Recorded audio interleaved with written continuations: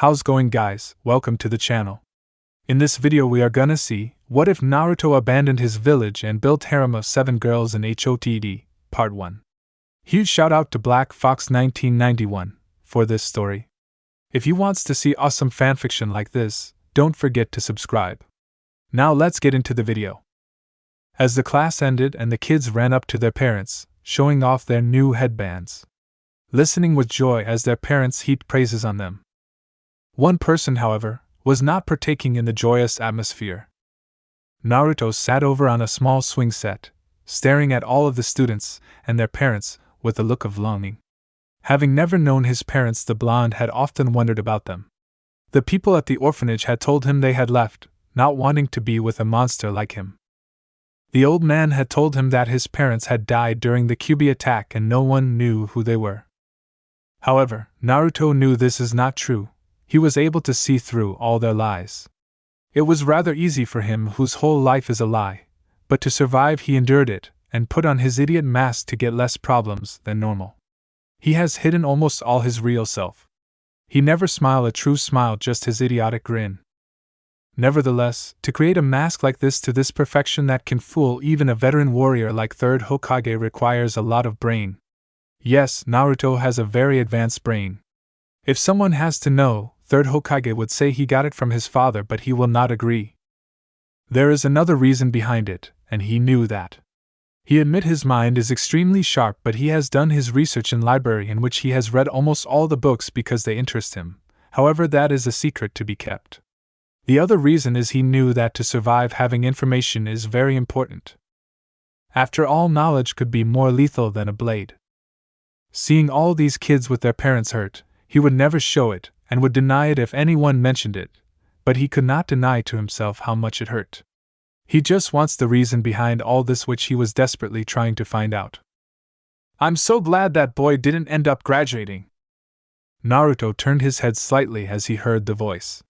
He had always been blessed with enhanced senses. His hearing, and vision and smells were far more formidable than most people. Sometimes that was more of a curse than a blessing. Yeah, I know. Could you imagine what would happen if he became a ninja? I mean, he's Dash. Sure. You know we're not allowed to talk about that. Naruto frowned as he turned his attention away from the discussion taking place. He had heard many talks of a similar nature with other people whenever they spoke of him, and thought he could not hear. They would always stop, however, as if they had been about to say something taboo. He wished he knew what they were going to say. Maybe then, he would understand why he was so hated.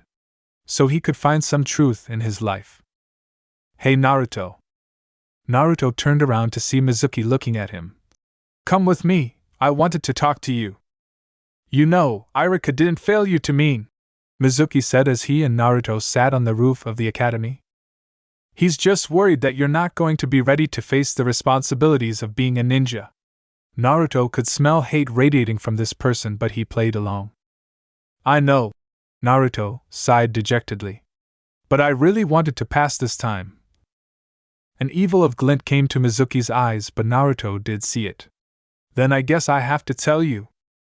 Naruto grinned as he entered the Hokage's office, having sneaked past all of the guards downstairs. It had been notoriously easy for him to do so. In fact, a part of Naruto was surprised by how easy it was. Was it not supposed to be the most guarded place? Now let's see, where is that scroll? Naruto muttered as he looked around. Naruto had been in this office many times in the past, often coming in after a prank, or sometimes just to visit the old Hokage. Or so that he could find some clue, but old man seems to keep check that he didn't find anything. The office was standard. It had a wooden oak desk in front of him that had a window overlooking Konoha behind it. On the left was a couch, and behind that were the pictures of the 4 Hokages. On the other side was a bookshelf filled with books and scrolls. Walking over to the shelf, Naruto looked at the scrolls. When he did not see what he wanted, he frowned. He was about to turn around when his eyes caught sight of the stand right next to the shelf. The stand was really just that, a stand made of wood that had a large scroll on it. He frowned. Looks like Mizuki has done arrangements for his plan to succeed, as he had never saw it before. He always felt barriers and kenjutsu around the room, but he couldn't search them as old man would get suspicious. This has got to be it, Naruto said as he grabbed the scroll, strapping it to his back. He was just about to leave when the door opened up and Sarutobi walked in. Naruto! The old Hokage blinked as he looked at the blonde. What are you doing here? Well. You see. Naruto racked his brain to find a way out of this. In his desperation, he realized there was only one chance. Naruto quickly made a hand sign and called out the only original jutsu he had. Oiroke no jutsu, sexy jutsu! Naruto snickered to himself as he entered the forest. Ha! I showed Ajisen who's boss. With how easy it was for me to knock the old man out, he might as well just make me Hokage. He knew that Sarutobi is watching him through his crystal ball. Taking the scroll off his back, Naruto sat down and unrolled it. He looked at the first jutsu and groaned. Kage Bunshin! Not another Bunshin jutsu. The blonde sighed. Oh well, might as well get to work. Know that it is a forbidden technique scroll. He first read the description of the technique. Less than an hour later, Naruto found himself staring at 10 more copies of himself. The jutsu had been surprisingly easy to be forbidden, but he could blame it to his mind and his large reserves for this. Blinking a few times, he reached out with a finger and poked one of them. Stop, that tickles, his clone said as he swatted the hand away. Naruto blinked again before a large grin spread across his face. Yada! I did it! Naruto shouted as he pumped a fist in the air. YTA! All of his clones shouted, emulating his actions. He was just about to go over some more jutsu from the scroll when a familiar voice yelled at him. There you are! Naruto looked up and saw Iruka stomping up to him. The blonde grinned as he jumped up and pointed a finger at him. Ha! Found you, Iruka-sensei! Baka! Iruka shouted as he stopped in front of his blonde student. I found you! Hee, I guess you did, sensei, Naruto replied as he rubbed the back of his neck. You were pretty fast. I only had time to learn one jutsu. Iruka started as he looked around at the ruined clearing. He has been training hard, I can tell. Naruto jumped on the balls of his feet as he spoke to his sensei in an excited manner. Hey, but listen, Iruka, now that you're here I can show you this totally awesome jutsu and you can let me graduate. That's how it all works out, right? He asked in feigned ignorance and innocence. Iruka, who was just about to go back to scolding Naruto, blinked. What? Graduate? Naruto nodded. Yeah, that's how it works, right? I learned a jutsu from this scroll and you let me graduate. Iruka looked at Naruto cautiously. While he did certainly look like he had been training, Iruka had no idea where Naruto had gotten this idea for graduating this way. Naruto, who told you you can graduate this way? Iruka asked. Naruto tilted his head to the side. Mizuki-sensei did. He told me where to find this scroll and about this place. Inwardly he was laughing his ass off. It's funny to act like that, how easy to fool them, he thought. Iruka's eyes widened as he realized what was going on. He was just about to say something when he heard a whizzing sound and shoved Naruto away. Get down! Several kunai came out of the trees and impaled Iruka in the leg and arms. The Chunin instructor looked up and scowled. I see, so that's how it is. Wow, you got here pretty fast. Naruto, who had been staring at Iruka in shock, looked up to see Mizuki with a large grin on his face. Mizuki-sensei, what's going on here? Why are you attacking Iruka-sensei? Naruto mumbled. He was laughing his ass off in the inside. Hearing his voice, the two Chunin turned their attention to Naruto. Give me the scroll, Naruto, Mizuki commanded, holding out his hand. No, Naruto, don't give it to him, Iruka shouted. What's going on?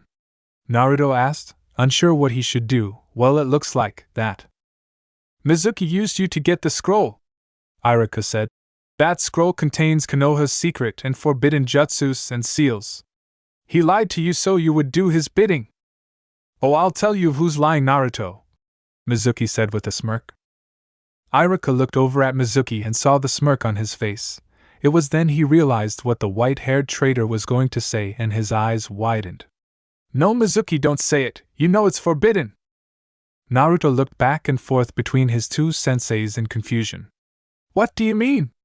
Who's lying? But his mind racing at what Mizuki was about to tell him. Maybe from that he could get answers of his questions. They've been lying to you your whole life, ever since the degree of 12 years ago. Mizuki looked at Naruto with an insane grin. 12 years ago? Naruto shook his head. I don't understand. No! Mizuki, don't! Haven't you ever wondered why were you hated? Mizuki questioned, making the blonde's eyes widen. Why you were ignored? Why people treated you as if you were worthless? Like less than dirt? Mizuki, stop it now! Iruka shouted to no avail. I'll tell you why, Naruto. Mizuki sneered. You see, what they don't want you to know was that the Yondaime did not actually kill the Kyuubi. Instead, he sealed it away inside of a newborn baby. Naruto began to tremble, while he acted dumb, but his genius mind has read all about it in the library. How bejas were sealed in humans to harness their power, and are socially outcasted, evading the villagers and ninjas for so many years. He has the very keen ability to read others. It became a necessity to keep himself away from harm. He knew that Mizuki was telling him this for a reason, that the child who the Kyuubi was sealed into, and he were in some way tied. Mizuki confirmed his theory a few seconds later. You are the child he sealed the Kyuubi into! You are the nine-tailed fox! Naruto slumped to his knees. Everything made sense to him now. The glares, the beatings, the hatred, the people muttering behind his back, telling their children to stay away from him. A part of him was actually angry that he had not realized this. His birthday was the day of the Kyuubi's defeat, people hated him with a passion, and the time he went out during the Kyuubi festival, how they would be more aggressive. Moreover, he was supposed to be a genius. Looks like desperation clouded his mind. All of it made sense. So I am a demon then. Naruto was so caught up in his turmoil that he did not even see the giant Fuma shuriken heading his way. A second later, Naruto found himself staring into Iruka's tear-streaked face. He looked over to see a giant shuriken sticking out of his sensei's back. Why? Naruto asked, his voice cracking with emotion. Because we're the same, Iruka said with guilt lacing his words. I was just like you. Back when I was in the academy, I was so lonely, so I played the fool. I know what it is like to feel that kind of pain. It hurts, does not it? I'm so sorry, Naruto. I should have done more to help you. Ha! Mizuki laughed behind them. That's a good one, Iruka. But we both know you hate him more than anyone. After all, it was the demon who took your parents away. Naruto's eyes widened when he heard that. Naruto did the only thing he could do given what he was being told. He grabbed the scroll and ran. Naruto! Iruka's voice shouted after him. Naruto was running blindly as coherent and incoherent thoughts mixing in his mind.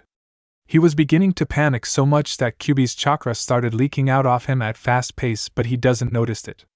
His high emotions not allowing him to think straight. Inside Naruto's mind, Kyuubi woke up from his slumber and growled, he is releasing too much of my chakra.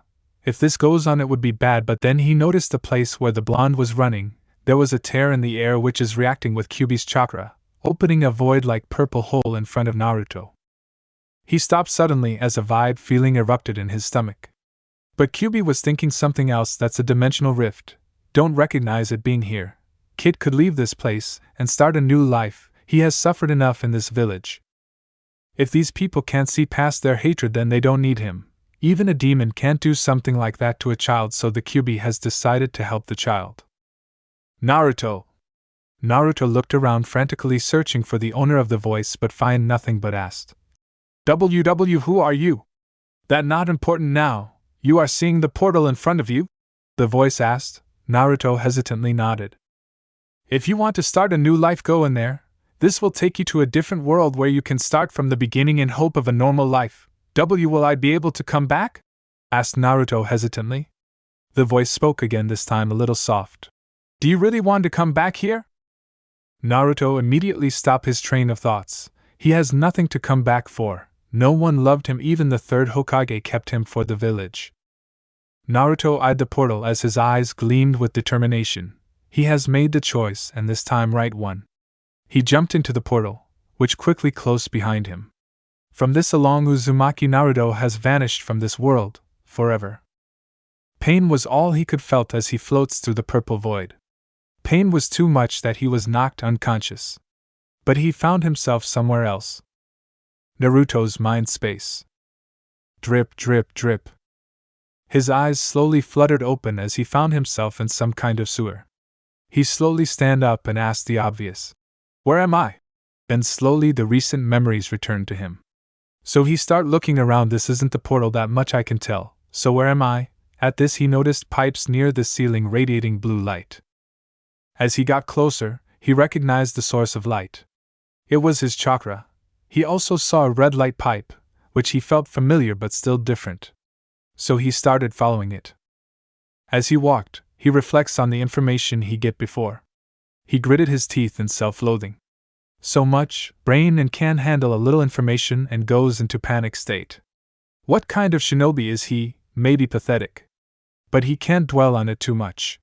His desperation has made him illogical, but now he can reflect on what now he has in life. For next 1 hour he thought about the situation. All he came to conclusion is, he need more training to control his emotions. As he was thinking, he reached a dimly lit hall where he could see giant bars, a paper tag with kanji for seal. Inwardly he thought, so time for confrontation. But if my guess is correct, Kyuubi is not just a mindless killer. If the voice from earlier was his, then I'd better prepare. As he reached the gate, 2 crimson eyes opened behind the gate, which radiated such hate and malice. He flinched and jumps back in fear, and like his normal idiotic style, he asked hesitantly, Who are you? There was a snort from behind the gate, which caused wind to flow like very strong wind, as the Kyuubi rolled his eyes, which was rather comical for the fox, but, well, things happened. Cut the crap, Kit. Drop your mask so we can start our discussion. Naruto looked surprised and real. How the fox know about his mask? He straightened his back as an aura of confidence rolled around him. When did you find out?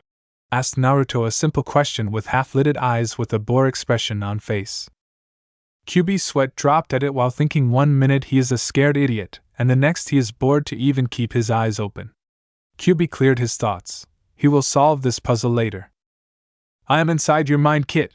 I know what you know, I feel what you feel, hear, see, smell, even the touch. Heh, that is interesting. Now why do you want to help me? Kyuubi will not say it, but he is impressed. Kid is lots smarter than he thought. Kyuubi selected his words carefully. How much you know about demons?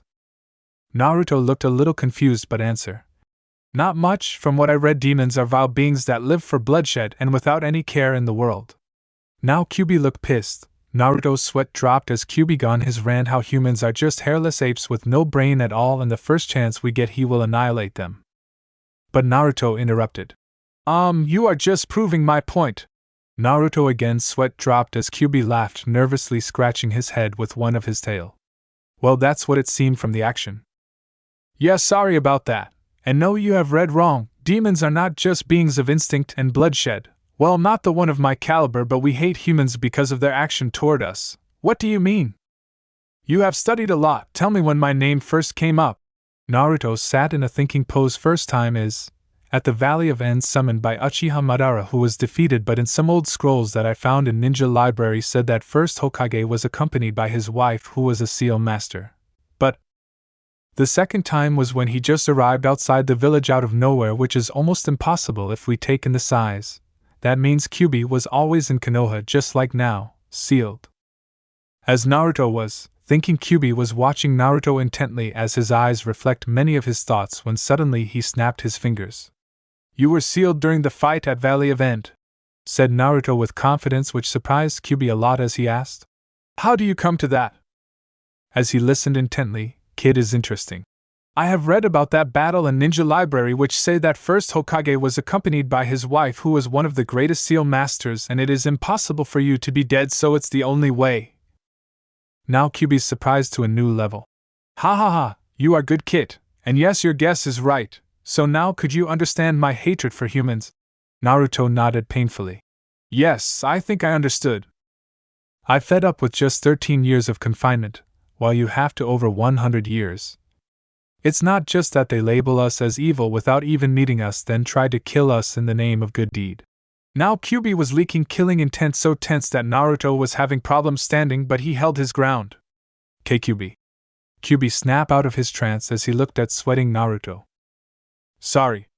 Slowly Naruto straightened himself. But you still didn't answer my question. What question? Naruto sighed. And this has to be the evil millennia's old fox. Why do you help me? Now Kyuubi became serious. Naruto. At the serious voice, Naruto also straightened. We demons also have our own code of honor, and among demons the greatest sin is abusing a child. Why? Because child is a pure soul which even demon can't taint. We also have restrictions set upon us by gods which we can't break. Naruto smiled. The more you are saying, the more I am liking demons. Kyuubi chuckled at this but stopped abruptly. Kid, you know that for everything you have to pay a price. Naruto nodded slowly. He knows where this is going. The portal you used is not for a mortal to travel. Naruto looked confused.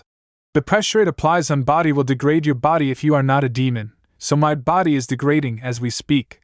He asked in a bored and calm tone. Kyuubi was trying to get a reaction out of him, but, well. Yes, so I have to merge my chakra with you, which will change your body into that of a Hanyu. That's not bad. Well, as your body has changed, the ninjutsu and genjutsu are out of question because of you not being a human. They will not work, or you can make your own techniques. The most you can do is chakra manipulation or nature manipulation. At this, Naruto's face dropped. All these years of hard work. He trailed off. Now, kid, look positively. You got acute senses, almost unbeatable stamina, perfect physical body with advanced regeneration, and at last extremely long life or immortality. What? Naruto stood stunned at the last comment. Yes, you in a way share my power and could say you are my son, but you may not be able to give your mates these all, but one is for sure, they can't die of old age if you are alive. Well, life is a bitch, and what do you mean by mates? Naruto deadpanned, but Kyuubi just laughed loudly. You will know and remember where we are going is not my realm, so I have no power there. All I could do is give you advice. One more thing, you will be sent to that world. What do you mean? Kid, you are child of prophecy. Where you go, change will follow you. Either the world will be at peace or destroyed. I will choose peace. I like it quiet, he said. Kyuubi chuckled. And Naruto, you don't have to tell anyone about your past. We are in a different world where your new life starts, and I am just a voice on the back of your head who in this world is same as an old man. Naruto bowed slightly with a smile. That more than enough for me, and can I ask you a question? Yes. What is your name? Kyuubi chuckled. I see, sharp as ever, it's Kurama. Naruto smiled. Nice name, as he slowly started to fade. And hide your identity from everyone but your mates, or we will be in big problem, thanks. As Naruto slowly opened his eyes, he snapped them shut as an intense pain ran through his body as screamed to the dark sky. H. Birds flew from their perch. Fuck! His whole body is in pain. Aches all over the body because of formation of new organs and muscles and body structure, as well force increase in height. His clothes are tatters. I can't move. Looks like full body regeneration has taken quite a toll. I will sleep for some time.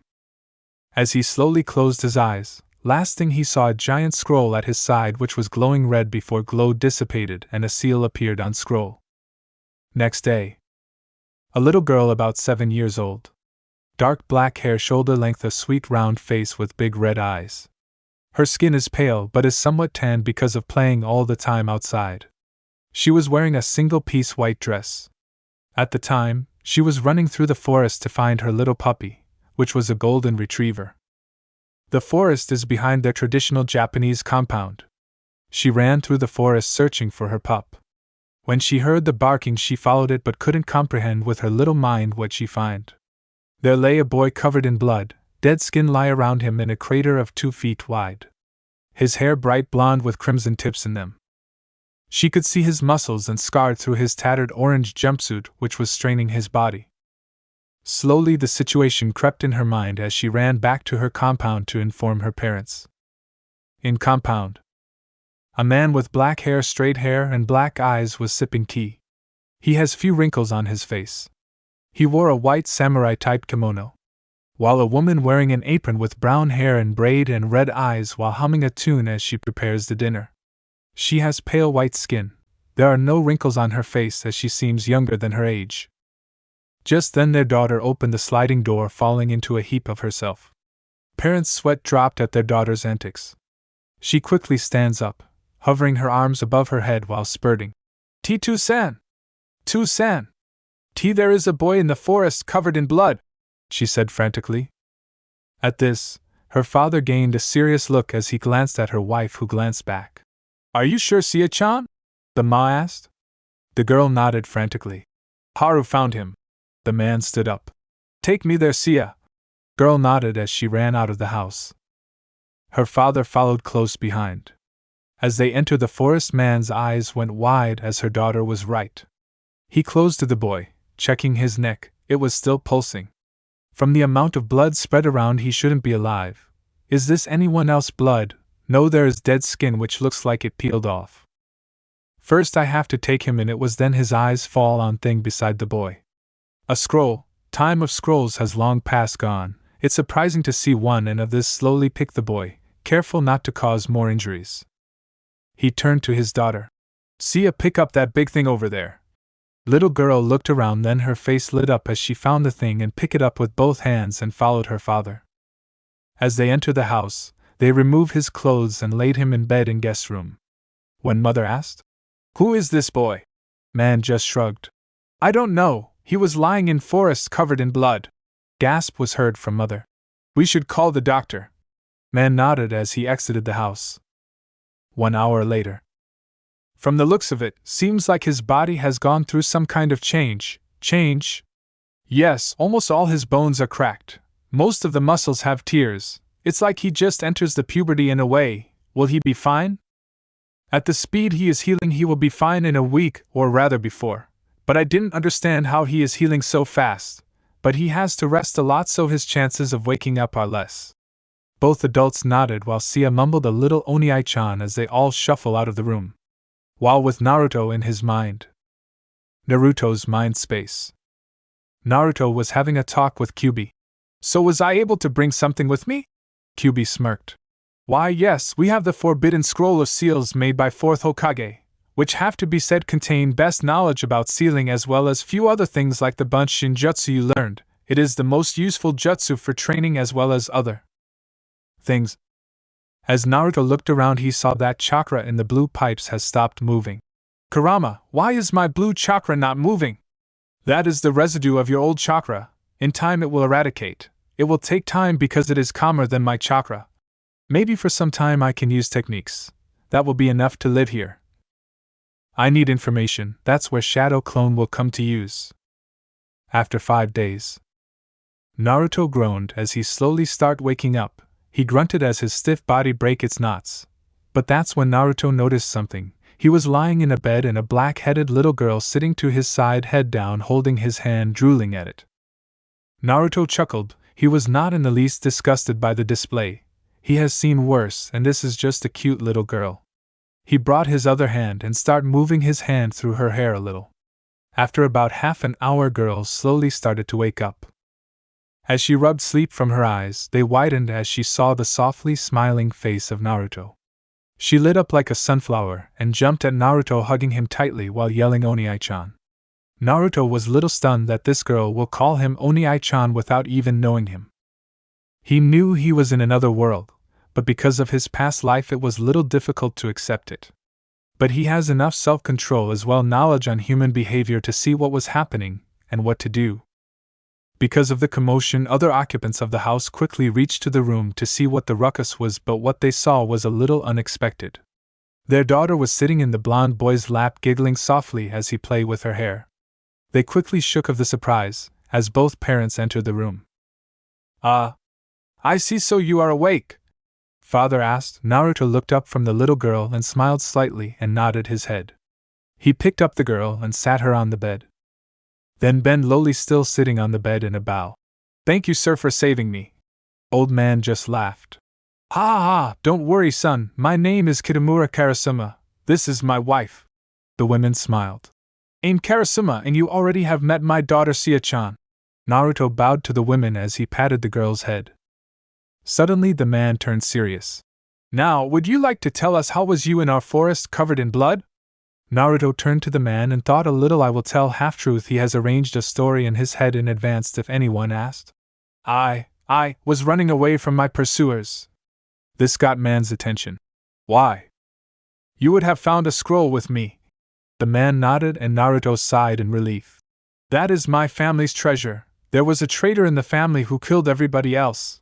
At last my sensei told me to run with the scroll, so I did. But was not fast enough and was attacked. After some time I blacked out, and later I found myself here, said Naruto with as much conviction he could muster. However, the family seemed to buy it. Do you plan on going back? Kito asked. Naruto shook his head. I was an orphan in that family. I still was an orphan.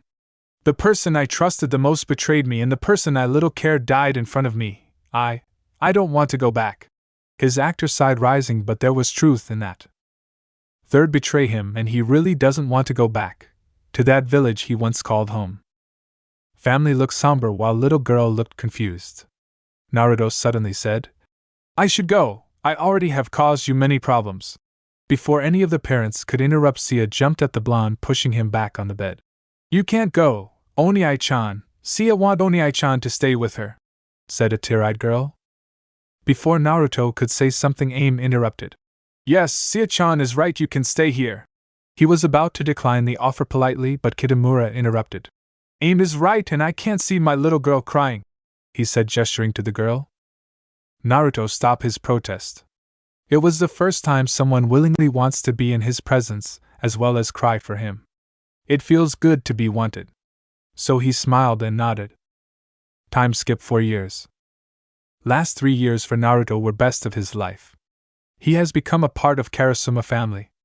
His relationship with them drastically improved. Kitamura and Aim treat him like their own son. Kitamura used to run a kendo school. In past their ancestors were samurai. So they have a rich family with rather big family compound. He has many students, one of which is Naruto, but he was amazed at how fast Naruto learned the style, and now on top of the school even then Kitamura himself. But he also said that he was given combat training in past, so it was easy for him to adapt. The first thing he does after landing here was to find a library and roam the town to get a better outlook. From what he gets, he was in a small town with a historical value, still little poor, and people here treasure their history. So it was easy for him to one day go to the library with 5 henge clones and sat there for whole 24 hours. It was rather comical scene for public at how fast these people reading the books. They hardly spend 20 seconds on a page before moving forward. His already highly developed brain got little more advanced as few restrictions are lifted from his brain because of becoming a Hanyu, and the amazing fact is that he forgot nothing with his photographic memory. Apparently, his brain capacity is so big that there is no space for knowledge to be suppressed in a corner. So in only 2 days he got all the information he can get from library. History, present technology, how society works, education, and many more. He also learned that people here can't use their chakra and are mostly normal. So for the next week he spends working on his scroll, which now has a blood seal. Sia-chan once tries to open it but it won't budge. At the time Naruto has started with seals. His first completion was a storage scroll. Practicing calligraphy was easy. Understanding the seal was like second nature to him. After that he asked for permission to go to the nearest biggest city's library to get some knowledge of where he is now. Aim has protested that he could get all the information from the library here, but he smoothly said he has gotten all he could get from here. Reluctantly at last they agreed. He traveled there through train, one of the vehicles he has read from books. But it was rather easy to travel if not for the traffic. It has taken some time to reach the library, as he has to ask several times for direction. Library was huge, bigger than Konoha's. 4 floors filled with books, and each floor was as big as school building. After that, he spent a whole week in library. The librarian was little freaked out by this but adapted rather swiftly. In day, he will henge 100 or so clones, while at night they will release henge to conserve energy, and eating was in library too. At home they were worried for him, but not of him not returning. They knew that he would not leave without notice, or rather his large scroll. They were worried because he has gone to a big city where all kind of activities happen, some of which are rather harmful. After the week is over, he returned to his new home only to meet a crying Sia and a smacking on head aim with a frying pan. But Naruto take it all in stride with a smile and tears. At this, Aim stopped hitting while Kito looked concerned. She said, "I am sorry, and Naruto-kun, I was not meaning to hit you."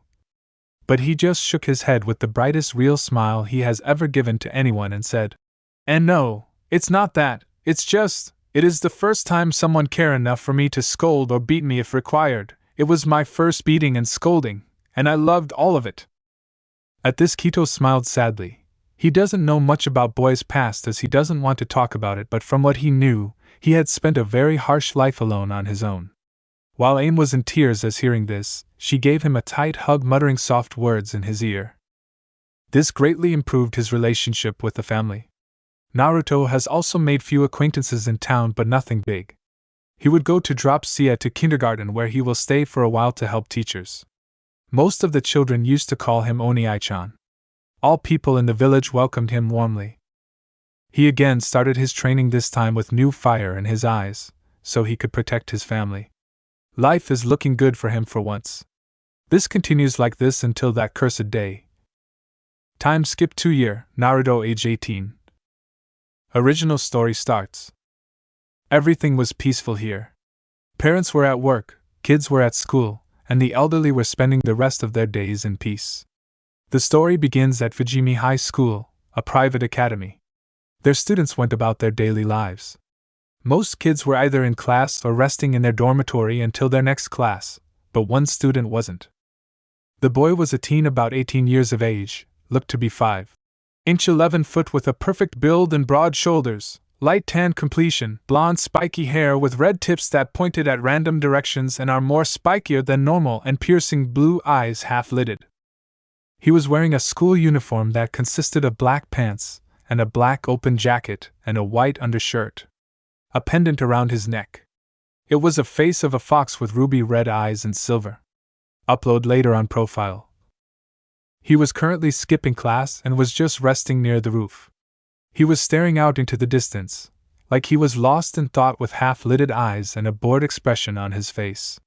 He remembered the day he came to this school. Flashback. A 16-year-old Naruto stood at height of 5 feet 9 inches. With half-lidded eyes and an unreadable expression on his face, which shows that he was not interested in current activity, stood before the class as he spoke in a light voice. "I am Naruto Uzumaki, nice to meet you," he finished with a slight bow.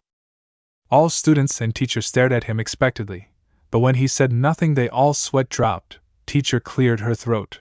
"Well then, Uzumaki-san, you can take seat behind Hisashi." Naruto gazed at the said boy. The teen was 5 feet 7 inches, 15 years old, with gray hair that parted to both sides of his face and brown eyes. He had the same school uniform. His name was Hisashi Agu, and he was slightly smiling. Naruto slowly made his way towards his seat and sat quietly, still looking bored. Just then Hisashi turned around, extending his hand. "Hi, my name is Agu Hisashi." Naruto looked at the hand for a few seconds but slowly shook. "Uzumaki Naruto." Flashback end. In this way, he has become friend with Hisashi, who later introduced him to Miyamoto Rei, which turned out to be rather interesting situation. Flashback.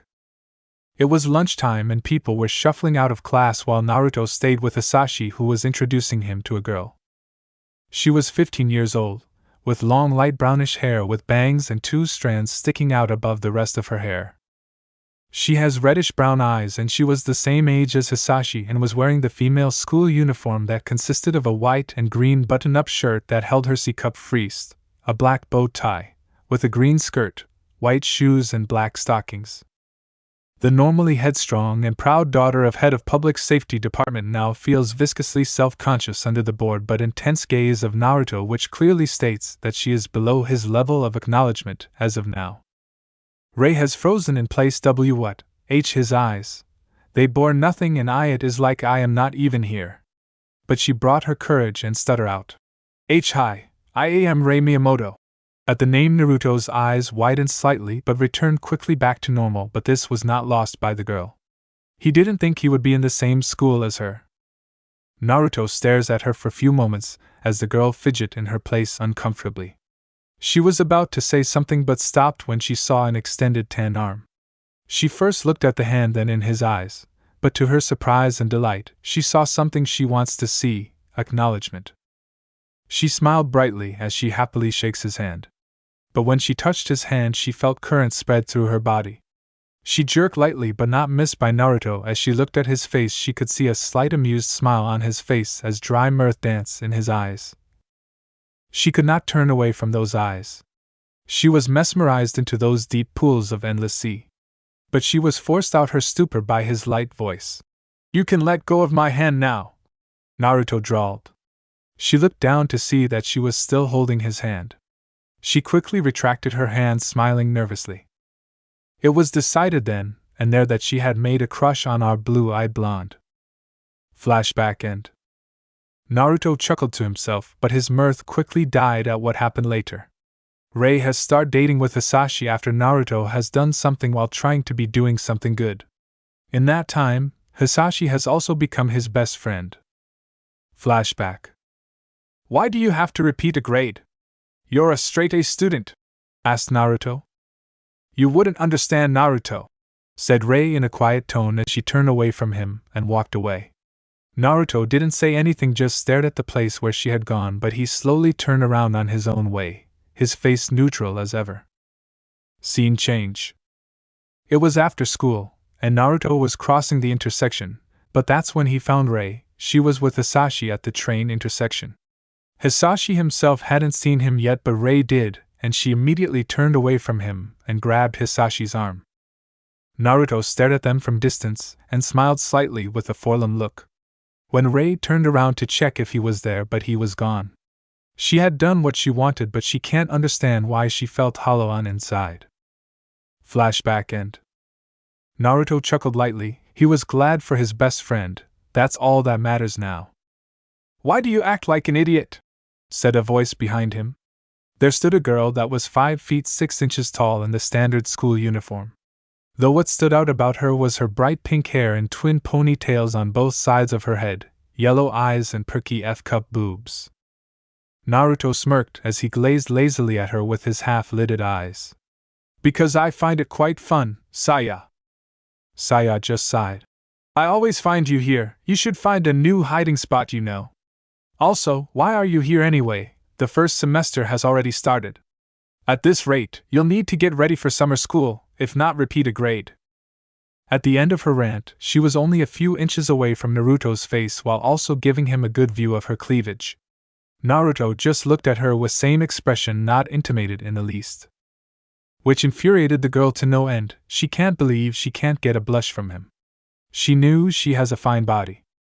He asked a simple question with a raised eyebrow. "You really think they could fail me?" At this, girl bristled. Naruto is someone even above her. Last 2 years he missed most of the classes but still come out on top of the class. That irked the teachers to no end, but for some reason principal never said anything. "Then why are you here?" she asked curtly. She wanted a reason, damn it. Everything has a reason. Naruto sighed. She is too stubborn, but that is one of her best quirks, which allow her to move forward. "Remembered some old memories," he said with a detached voice.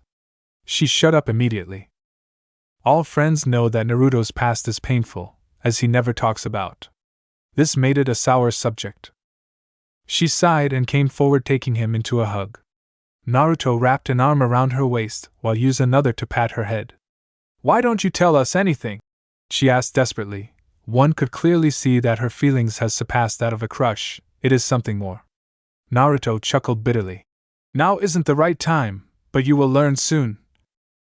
She nodded quietly with a smile. She removed herself from his arms and turned around to go back to the class. Naruto again turned around to stare in space. I hope she let go of her crush, or the pain will just increase, he thought while thinking about his past. There are many reasons Naruto didn't want a relationship, but will be revealed later. "I wonder when Kurama will wake up. It's been 1 year since he fell asleep."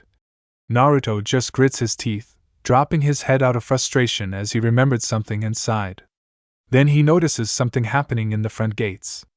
At the front gate of the school was a strange man. He looked like your average working dad. But he just kept walking into the gate for some reason. Who is that? Something is wrong with him. Why is he just walking into the gate like that? By this point in time, 4 teachers arrived. Naruto recognized the physical education teachers. He didn't recognize the last 2 teachers standing behind the first 2, but Naruto knew the 2 in front personally. The one at the very front was Mr. Teshima, the self-defense teacher. He was a 6 feet 30 years old, black hair, brown eyes. He was wearing black pants and a light blue shirt with the collar turned up. He and Naruto had their little moments together, like when he caught Naruto bunking classes. He is one of the teachers that understood Naruto somewhat.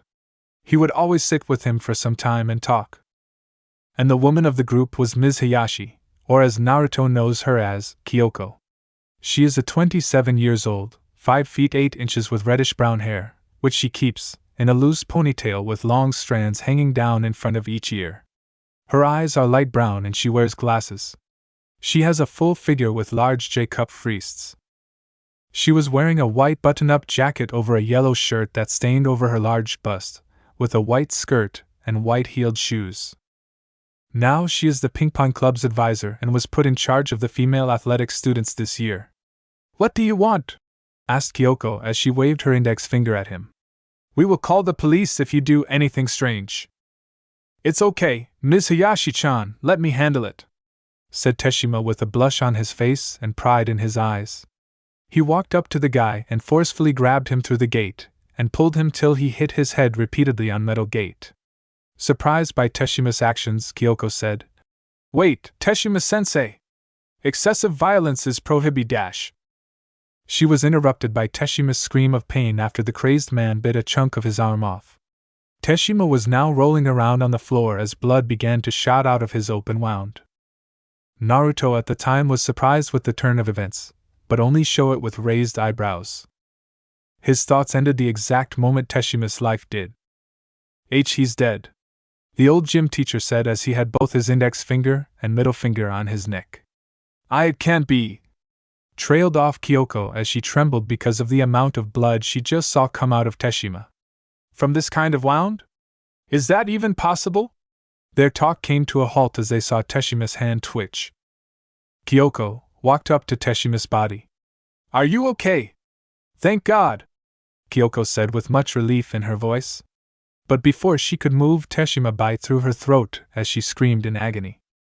"Well, that is shit," whispered Naruto as he saw Teshima kill the female teacher. It got worse as Teshima tried to bite the other teacher who was trying to pry off the lady. Suddenly a voice boomed in his mind. "It has started, the apocalypse." Suddenly it boomed in his mind. "It has started, the apocalypse." This broke the blonde from his trance. "QB, you awake? Yeah, would you tell me what was that?" "Your mission has started, Naruto. You will be the deciding factor in this." Naruto blinked. Never in the world has he thought he would be in this type of sticky situation. Well, then. Let's start. These type of situation can't be solved in days, it will take time. First protect people I care about. QB smiled inwardly. His old Naruto is coming back, albeit slowly. The nameless teacher stooped his English lesson and addressed Naruto with a tone of anger. "Uzumaki! What are you doing here? Shouldn't you be in your own classroom?" Naruto just stared at the stupid teacher who was scared of the killer look in his eyes. Then he reached out and grabbed both Rei's and Hisashi's arm, hoisting them up and out of their seat. "Come with me, you two. We're going to get out of here now." At that moment, all the class had different reactions. One Saya Takagi immediately stood up, knowing something was wrong when she saw the seriousness and worried look in Naruto's eyes. Hisashi walked up to his best friend, knowing something was wrong seeing the way Naruto was acting. His lazy friend act this way only when shit hit the fan. "What's wrong, Naruto? Did something happen to you?" Naruto turned to face Hisashi and said with his usual but serious voice, which made the nearby students shiver. "Some of the teachers were just killed at the entrance of the school." This shocked, Hisashi asked. "Are you serious? There has to be a logical explanation. You just saw." Hisashi finished with a confused look.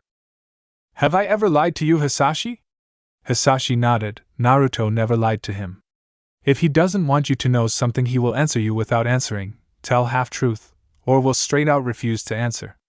This also brought different reactions from people, though the only ones to really believe him were Hisashi, Saya, and Kota Hirano.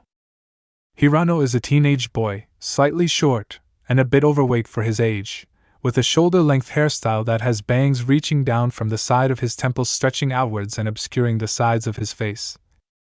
Hirano was wearing the same school uniform like the other, but he kept the black button-up shirt closed with a pair of black pants with white shoes.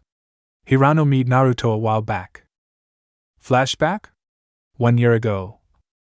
Hirano was outside enjoying one of his military weaponry magazines when 3 boys walked up to him.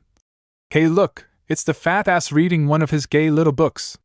Hirano then looked up and saw the 3 looking at him with smiles plastered on their faces. The leader of the group was Tsunoda.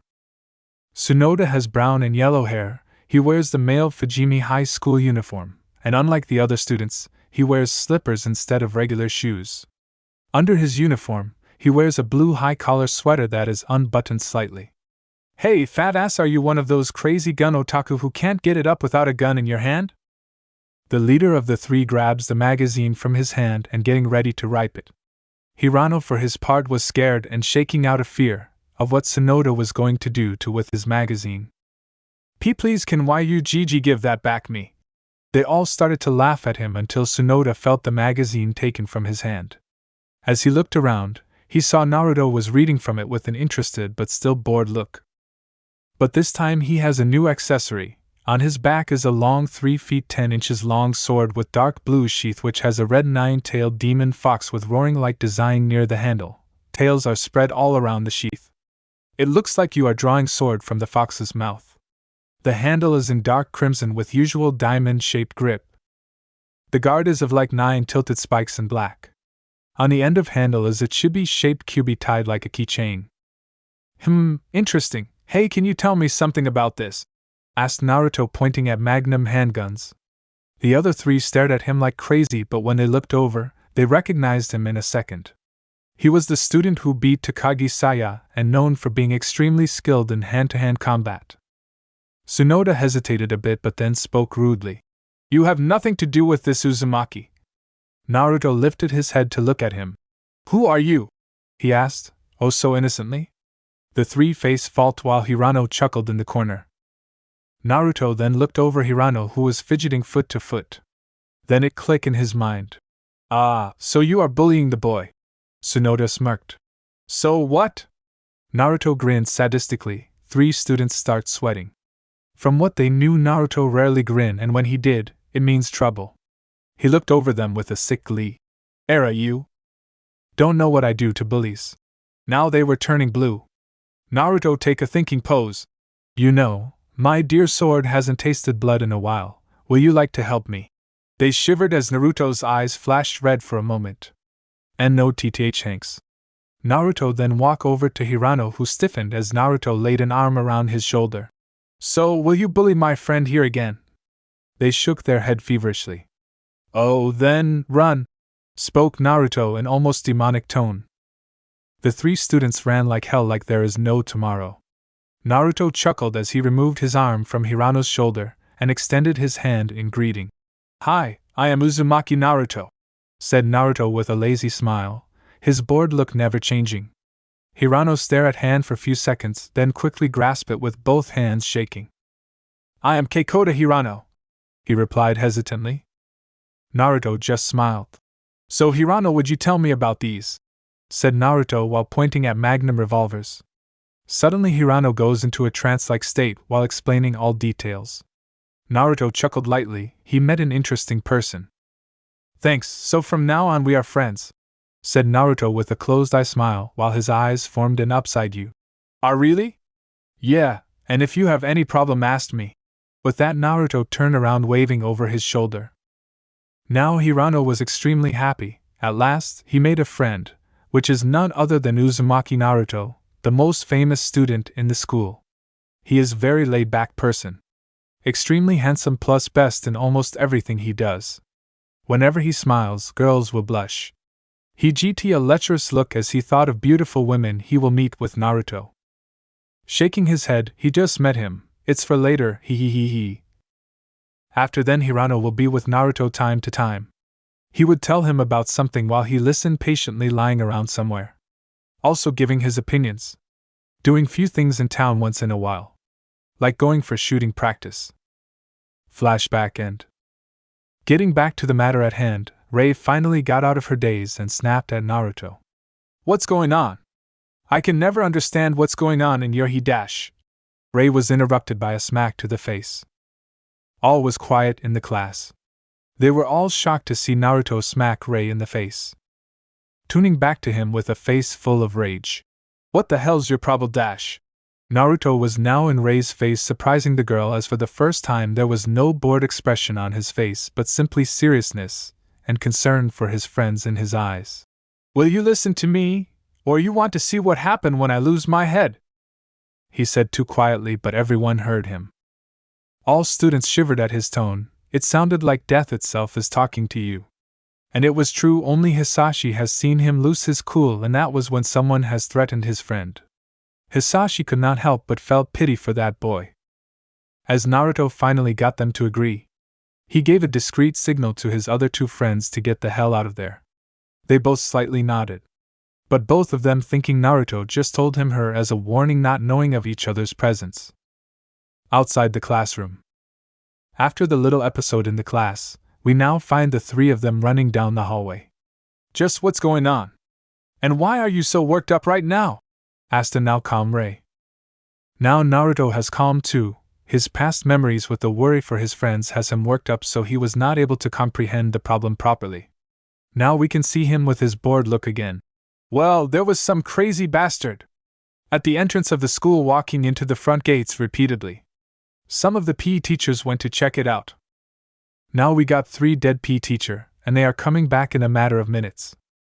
That's insane, Rei said with a worried look on her face as she looked at Naruto to see any reaction from him.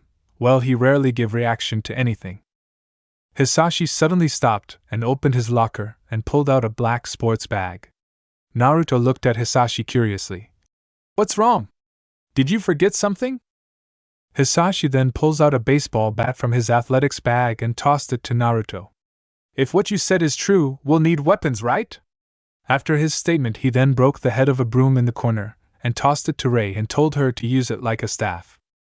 What about you, Hisashi? Asked Rei with a little worry in her face.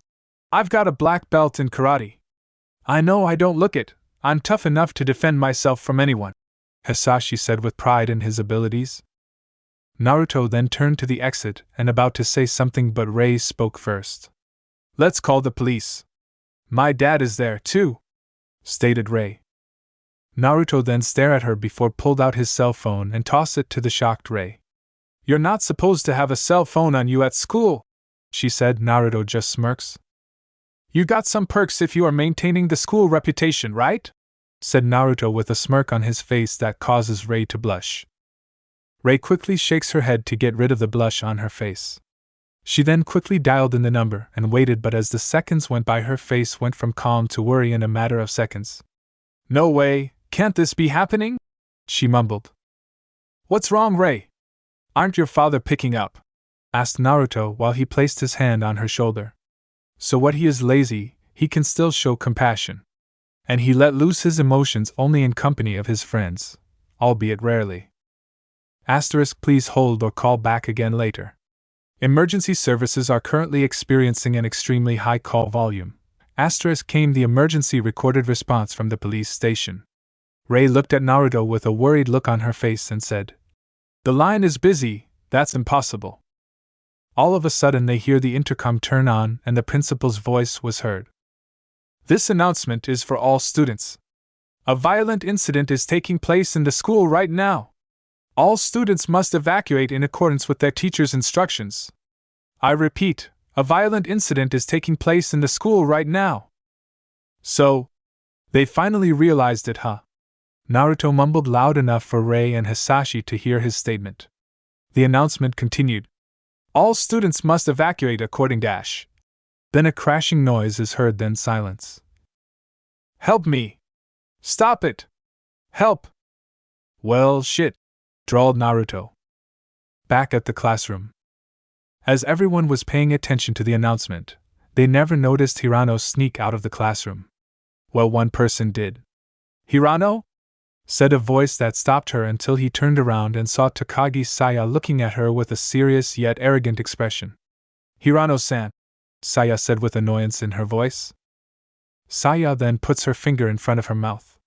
"Sure! Let's run while no one's looking." Fujimi High Soccer Field. All the teachers and students continued to listen to the announcement in shock and horror. "That hurts! That hurts! That hurts!" Fujimi High Kendo Room. In the room was a lone girl in the standard school uniform. In her left hand was a bakken, but when she heard the principal's screams for help, she gripped her bakken tight enough to hear her knuckles pop. "Help me! I'm going to die!" Fujimi High Nurse Office. "Help me! I'm going to die!" After those words have been said, a woman who was asleep using her fist as a set of pillows woke up from her nap with drool running down the left side of her mouth. She was a beautiful woman that was 27 years old, 5 feet 8 inches with blonde hair that went past her shoulders and brown eyes. She was wearing a white button-up shirt that barely held her fist and black designer skirt that ended a little past her knees. She appeared to be and was the essence of sexy with J-cup fist, slim stomach, wide hips and a nice firm ass. She was the school nurse, Shizuka Murikawa. Despite having such a rude awakening, all she could say is, "Huh! Who's making all that noise?" Majority of the Fujimi High School. It was quiet for a couple of minutes. No one dared to make a sound. All felt like the world was ending right before their eyes. Then a piece of chalk fell off the teacher's podium in a class. As it fell, it looked as if time itself had stopped. But because of that little piece of chalk hitting the ground then sparked something big. Even though it seemed like only the teachers was the only one to hear it, it still had an effect so large that it would seem that it was heard by the entire school. Like animals, when that little snap was heard, that little sound alerted the whole school that all hell broke loose. With Naruto, Hisashi and Rei. Naruto, Rei and Hisashi could hear the panicking students running through the halls of the quickly. Hisashi yells, "Hurry! This way! Through this door, aren't we going outside?" asked Rei. Naruto suddenly shouted. As the boy turns around, he throws the baseball bat to him. Hisashi looked at him confusedly. Naruto smiled lazily. "Sorry, I have to bring my sword and stuff." Hisashi stared at him then nodded. He knew that sword is very important to his friend. After all, he even got the principal to let him bring it to school. Hisashi grabbed Rei's hand. "We will be at observatory, be safe." Naruto nodded and took off down the hall, while Hisashi started to run while telling her, "The building is too crowded. We're going to be trampled if we go through there." Hisashi let go of Rei's hand as Hisashi explained to Rei. "Rei-chan, if we went where everyone else was heading towards, we would only be caught up in the chaos, and that will only slow us down." With Naruto. Naruto has arrived at his own personal room, which was given to him by principal. Instead of opening the lock, he removed the door of its hinges. Hey! It's not like he wants to look badass, just situation calls for it. As he entered the room, we can say that it was leisurely. There was table and chair with a laptop on the top. Table has many drawers, but you can see some weird drawings on their keyholes. On one side there was a bookcase filled with books. A small fridge in the corner, with glasses on top of it. There is a glass table and a comfy black leather sofa. That's how life should be. When he gets this room was fun. Flashback. "So you are saying you want a room to do your work?" asked the principal. Naruto shrugged with his usual bored look. "Yeah," he drawled. "Why?" Principal prompted. He at least needs a reason.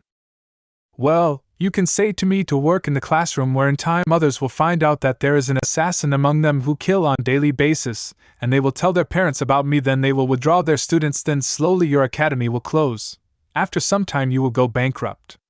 You will have to sell your car, then house. You will left on road, with a bull." Naruto finished his little long explanation. Principal's sweat dropped largely with tinting blue. Why does he ask for a reason again? Sai, you are right, I will arrange for that." Naruto nodded, smiling. He turned around before looking over his shoulder. Don't worry, I will help you to maintain peace here. Principal nodded thankfully as Naruto exited the room. Flashback end.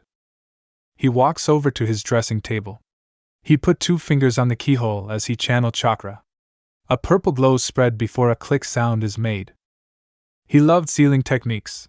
He was really ecstatic when he learned the security seals so he can reinforce his dorm. As he opened the drawer, there is a single notebook with thick papers. Written over it was Naruto's handbook. He opened the book to the first page as he channeled chakra. There was poof of smoke. As it cleared, we can see in Naruto's hand there was his sword, looking as new at the first time. He tied it around his belt on his left side for easy draw, putting his notebook inside his jacket as he exited the room. There is no need for other stuff. He has all he needed in his notebook. Now first check on them. He closed his concentrating as a violet glow covered his form. When you have an ancient fox with you, you can learn many tricks. So he starts searching for the people he want to check on. Let's see, those 2 are together. How'd that happen? Ah, there she is, sighed that woman, still sleeping. Looks like she will be safe, with her going there, now the last 2. But just then he felt one of the last 2 signatures fluctuate like crazy. His eyes widened a little. Shit, Hisashi. He has to move quickly, now. With Hisashi and Rei, 10 minutes before. Outside the school. The moment they got outside, they quickly ran through one of the many walkways that connect all of the school buildings. But as they got halfway there, they got stopped by what appeared to be a teacher. Is that Wakasaka, the modern Japanese teacher? Asked Rei in a hushed voice. At that moment, they really saw him. His skin and eyes were ash gray, and he had a trail of flowing blood from his left hip until it reached the floor. Be careful, it's... Hisashi's sentence was cut off as the former teacher changed toward Rei. What? No! Stay away! Said Rei as she backed away in fear. Stab him, Rei! Said Hisashi. Rei looked at the end of the broomstick and noticed it had metal around it that was twisted to make a tip sharp enough to stab. Don't hesitate. Give it all you've got, said Hisashi. No! Said Rei as the teacher started to push her back, making her crouch and once again showing her white panties. She then registered what Hisashi said and what Naruto would have said. Spurred on by her boyfriend and friend thoughts, she threw him off her and got serious. Don't underestimate, she began as she started to beat his ass with the broomstick. The Spear Martial Arts Club! And of which she ended when she stabbed him through the heart with the tip and effectively held him suspended in midair with the stick. You did it! Said Hisashi happily. That is before the teacher sprang back to life and threw Rei into the wall, causing her boobs to bounce again. She grabbed the broomstick as fast as she could to stop him. This is insane! I stabbed him through the heart, so why is he still moving? Screamed Rei as he tried to grab her. Suddenly Hisashi sprung up from behind him and got him in a submission hold. Rei, pull it out now, he said. At that moment, Rei noticed that only a little blood came out of the wound she inflicted upon him. Seeing that things are really starting to get out of hand, Rei said, Hisashi, get away from him! Smiling in appreciation of his friend's concern, Hisashi said, Don't worry, I can take him. No, Hisashi! You don't get it! You're in Dan Dash. But it was too late. The teacher's head started to turn like an owl's. Hisashi tried to stop it, but it was futile. What the? How? How is he so strong? Just as Hisashi was going to let go, the teacher bit his arm, causing Hisashi to yell in pain as blood splattered from him. Rei stared at Hisashi in shock and fear. She looked around and notices the golden bat lying to her side. She quickly picks it up while running towards his position. Hisashi, move your head. Trusting Rei, Hisashi moved his head in time to see Rei hit its head so hard that he let go and went flying 3 feet until he hit the railing and fell over into the cement floor below. Hisashi's sweat dropped a little. Looks like Naruto rubbed off her in his brutality. Hisashi! Are you alright? Asked the relieved Rei. He just tore off a bit of flesh. It's not a big deal, said Hisashi as he turned to face her. And thanks, Rei. If you hadn't done that, I might have lost my arm. Rei just smirked and said, Well, at least I get results from Naruto's torture sessions. Kakashi laughed nervously as he remembered how he trained Rei with not just books but instincts. The slight happy moment was ended when they heard a scream. "Nuh! Stop it! Don't bite me!" They turned in time to see a girl get bitten in the jugular. Rei put her hand over her mouth in an attempt to not vomit at the sight. "We can't afford to deal with a bunch of them like that," said a sad Hisashi as he watched the girl suffer being eaten alive until she finally died. "The rooftop," said Hisashi. "Yes," asked the confused Rei. "Of course, Naruto said he will be there. We'll barricade ourselves until help arrives," said Hisashi after catching on to Naruto's plan. "But why there?" asked Rei. "Precisely, we will hide in the observatory," said Hisashi. "The roof." Running across the roof, both immediately stop. Why? Because they can see the whole city. It was then they realized the true extension of the chaos. "What is that?" said a freaked out Rei after seeing the chaos. Cars were crashed, buildings were on fire, and they could hear the sirens from across town. "What's going on? Things were normal until a minute ago," said a distraught Rei. Before Hisashi can say anything else, they felt a large amount of wind kick up from behind them. This had the effect of picking up Rei's skirt, again. Looking behind them, Hisashi is shocked to see what nearly blew them away. "A Black Hawk?" asked the shocked Hisashi. "The American military? No, that's not it. That's the self-defense force," exclaimed Hisashi. "Where did they come from? There's no base around here," said shocked Hisashi to himself. "Help us," said Rei, hoping they can get picked up. "That's not going to work," said Hisashi. "There's no way the self-defense force would fly all this way for nothing," said a sad Hisashi. "They must be on some special mission. They're not concerned about our safety. They aren't even doing anything about that," said Hisashi, pointing to the zombie-like students as they ate another one alive. "No, stop it! STOAHHHHHHH! That's what's going on outside, where you can still run away from it. Imagine what's going on inside the school," said Hisashi. Scene change, inside school. "HHHHHHHH! Please stop!" Two boys screamed as they got eaten alive by a group of students. Two girls hid in the background trying not to be seen by the students. One girl was 5 foot, she had light blue eyes and long dark blue hair done in a braid till it reached her mid-back. She was wearing the school uniform that barely held her D-cup boobs. Her name was Tashimi Nikki. They were in the library hiding from them, till they got a chance to escape. Until then they had to hear the scream of pain and of betrayal as some students abandoned their friends so they can survive. At that last one, they held each other tighter, knowing neither one of them would ever leave the other behind. Other side of school. A fat guy was walking down the hallway in denial. "There is no way this is happening," he says with a smile on his face. "A dream. That's right. This is all just a bad dream. I need to wake up. I have to go to school. I'm supposed to chew out those new members today," he said while climbing out the window. Splat. The roof. "This is like a disease caused by them," said Hisashi. "Them?" asked Rei.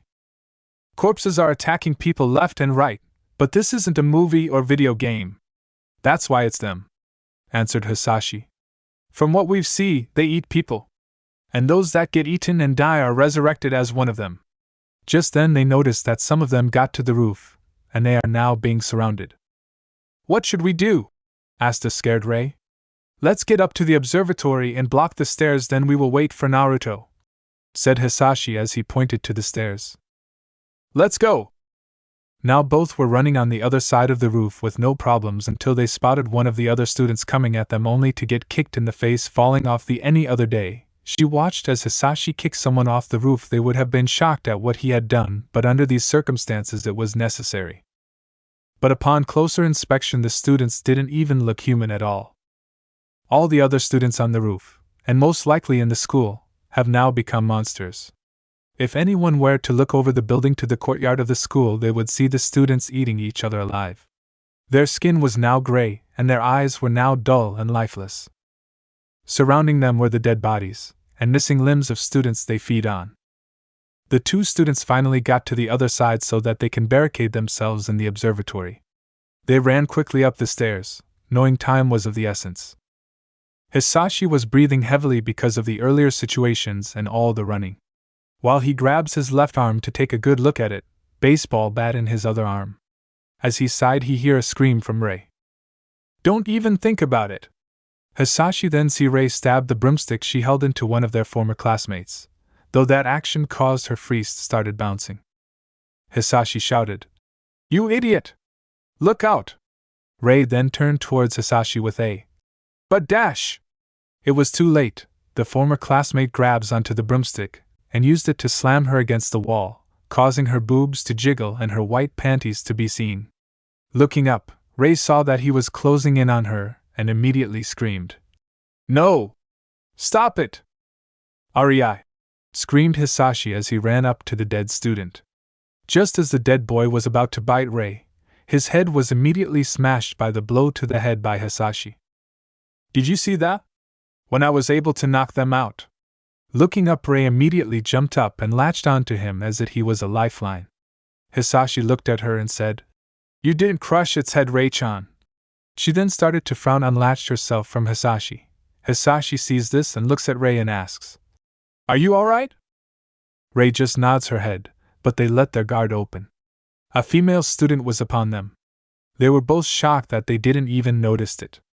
At the moment, it looked like the student was going to bite one of them. They saw her coming towards them in slow motion. But just before she could bite, a sword with dark crimson blade with 9 spikes type guard and crimson clothing with diamond-styled hilt, with a keychain, entered her head from the left temple. The force was so great that it came out of other side with lifting the girl with her and got buried into the wall. Both were too stunned to move, as they had just saw their life flash before them, but came out of their stupor as Naruto jumped from the side in front of them while kicking a zombie in gut. It flied back with such speed that all other below them were too blown back. They saw Naruto with an annoyed look on his face, which was still somehow bored, telling them, "Rei! Hisashi! Come on, I left both of you for 10 minutes and you were about to die." Both of them looked sheepish at this as he motioned them for move upward. Nodding in acknowledgement, they hurried up the stairs to the observatory while Naruto removes his sword from the wall.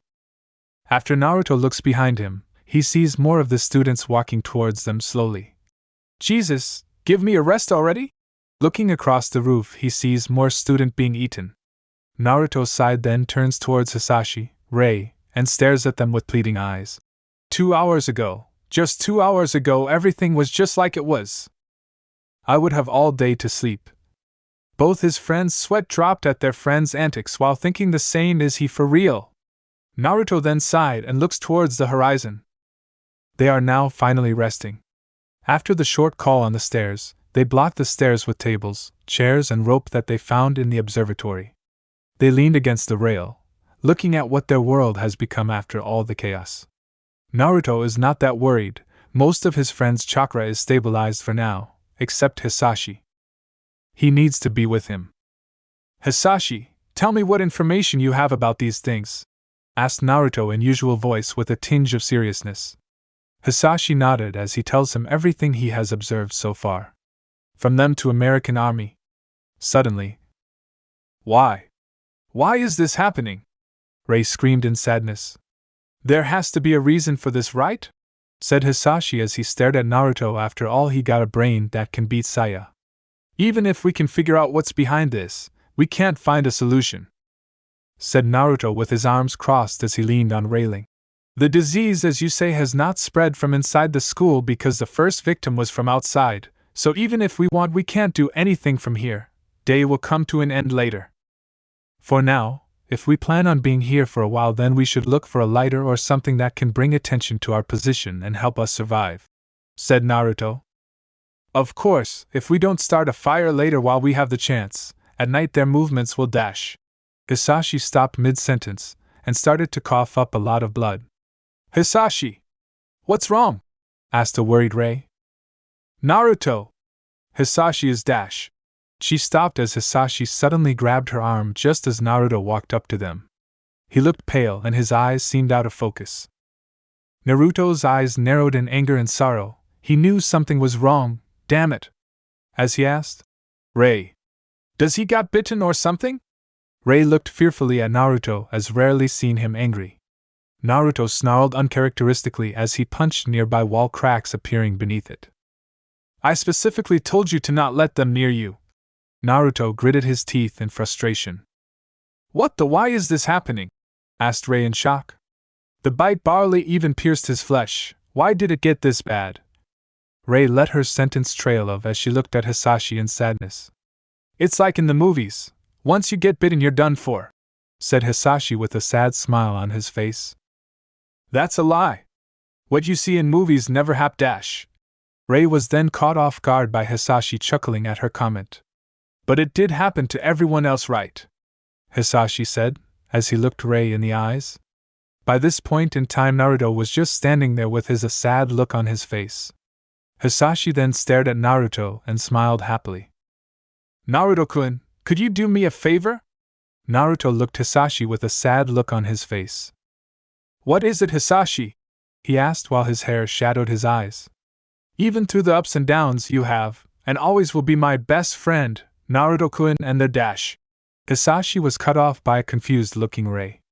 What are you saying? Blood started seeping from his left eye and mouth. I don't want to become one of those things. It took them a moment, but then Ray gets the hidden meaning in his words. Hisashi, you can't die. We need you. Hisashi then spat out blood, before shakily standing up. If I fall from here, I will surely die. Ray was trying to protest but was held back by Naruto. Hisashi was about to run. Hisashi. He looked at his friend. You were my first and only best friend I ever have, and I am glad it was you. Hisashi smiled. Please take care of Ray, Naruto-kun. With that he ran, but before he could reach the edge, he fell splitting blood for the last time before falling dead. No! Hisashi! As Ray ran towards Hisashi. Naruto then thinks back to what Hisashi just told him. I don't want to become one of those things. Naruto then grips the sword in his hand. Ray, please let go of him. Ray then grabs Naruto by his shirt. Don't! You can't do that! He won't! Hisashi won't turn into one of them. Hisashi's different. Naruto just looked Ray in the eye. Ray, please move out of the way, at least let me complete his last wish. Ray then spotted Hisashi getting up from being dead for a couple of minutes. Look, Naruto! Hisashi isn't going to die. Now the undead Hisashi was now up and just standing there. Hisa. Ray was then yanked away from an angry Naruto. Ray was now behind Naruto, trembling with fear to what Naruto was going to do to Hisashi. This isn't happening, this can't be. Then Naruto grips his sword tightly at thought of spilling blood of his best friend and turned to the undead Hisashi. This does seem impossible, but it's all real. Naruto then swings his blade in parallel slice, taking off the undead Hisashi head that was running towards them. There was not a single drop of blood on him as the action was done with precision, such expertise. He flicked his blade to the side, removing the blood from the blade, then sheathing it with one swift move. Ray then screams in the top of her lungs. Hisashi! Naruto just stood there silently, while Ray fell on her knees. Why? He didn't say anything. Why? He still says nothing. Why? Ray asks with more force. Then Naruto finally answered. I want him to be at peace, Naruto said while he held his hands to his side. Why did he ask for such a thing? It was at that point that Ray started to bawl her heart out while Naruto just stared at Hisashi's headless body. I would have let him bite me so I could be with him. I would rather be a monster with him rather than to see him die. She sobbed out. Naruto looked at her from the corner of his eye and said, I don't think he would have wanted that. She stopped crying and just stared at the ground. How do you know that, Naruto? She said with hate. Oh, I know. You must have hated Hisashi. Am I right? She said while looking at him like he killed Hisashi. Because he was dating me. That's why you killed him, huh? Well? Is it? She screamed out. Every word she was saying to him felt like hot knives being driven into his heart. So Naruto, for the second time in life, just snapped. "Do you even know what you're saying?" he yelled, with every word spoken full of sadness, and felt shocked. The amount of rage in his voice was so shocking, and more because Naruto never shouts. He is the most cool-headed person in their group. She had just now she realized her mistake. Maybe a little too late. "I liked you, I always have. When we sit in classroom alone, I always want to hold you, to be with you, but I can't. You know that I came from a small town, which has history of warriors. My family's traditions are different. If I am bound to someone, it is for life. I can't break this bond even if I had wanted to. I didn't want for you to be like that." The single tear in his eye, Ray was so captivated she had to listen. "I wanted you to enjoy your freedom. Mine has stolen from me before I was even born." At this, inside Naruto's mind, Kyuubi's eyes soften as he thought, "I am sorry." He knows that Naruto has forgiven him, but it doesn't help with guilt of ruining a child's life. "You were not ready for responsibilities because we were kids. But you kept pushing for it, so I start distancing yourself from me." Ray sat there shocked. Naruto do all this just for her, but her thoughts were interrupted. "I knew that Hisashi liked you, so I was fine with it because I knew he will take care of you." She sat quietly after Naruto stopped. She then asked, looking at the ground, "When were us going to be ready then?" Ray asked. "I have been Ray." At his statement, she looked up at him as if asking for an explanation. "Remember when I asked why you got held back? I saw you were hurt, and I wanted to be there for you. But," Naruto said with a sad smile, "I was going to tell you everything. I said you wouldn't understand," Ray said while tears fell from her eyes. Then she thought back on it. "You would have broken my heart that day, Ray, but it was already in pieces, so your words are like a foot on it. We have been there for each other since we first met, always looking out for each other and being there when the other needed it. You never even gave me a chance." Naruto, while Ray continued to cry. "In the end, it was her who didn't understand. But you broke my trust." "Naruto, I dash." She was surprised at what she heard next. "I crushed everything except our friendship, Ray," Naruto said with a smile. As she was looked at him the moment he said those words, she knew it was true. He would remain at distance, leave her alone if they were together. He just left that. Friendship she now could see behind all the sadness and apathetic look was love. "But I still somewhere like you, and I hate myself for that," he said, making her shock. "I crush most of my feelings, but there will always remain a part. That's how I am." All of it for her. She felt terrible. Of course they were too young, they are barely in high school, and she wanted to make a full commitment. And just because she didn't get what she wanted, she went and broke his heart in more ways than one. Now she remembered why she went out with Hisashi, so it would make Naruto jealous. That plan backfired as she began to actually start genuinely like him. It wasn't love like what she felt for Naruto, but she knew it would have been with time. But now she knew she had to know why he did come for her. "If you loved me, then why? I once asked my Ka-san, what is the best thing you can give to someone you love besides love itself? She told me, set them free and let them live the life they want. I then saw you were happy with Hisashi, and what little feeling of jealousy arose in me washed away by the smile it brought on my friend's face. I let you go." After hearing his heart-filled words, she felt like she wanted to cry more. For Naruto and the pain she caused him.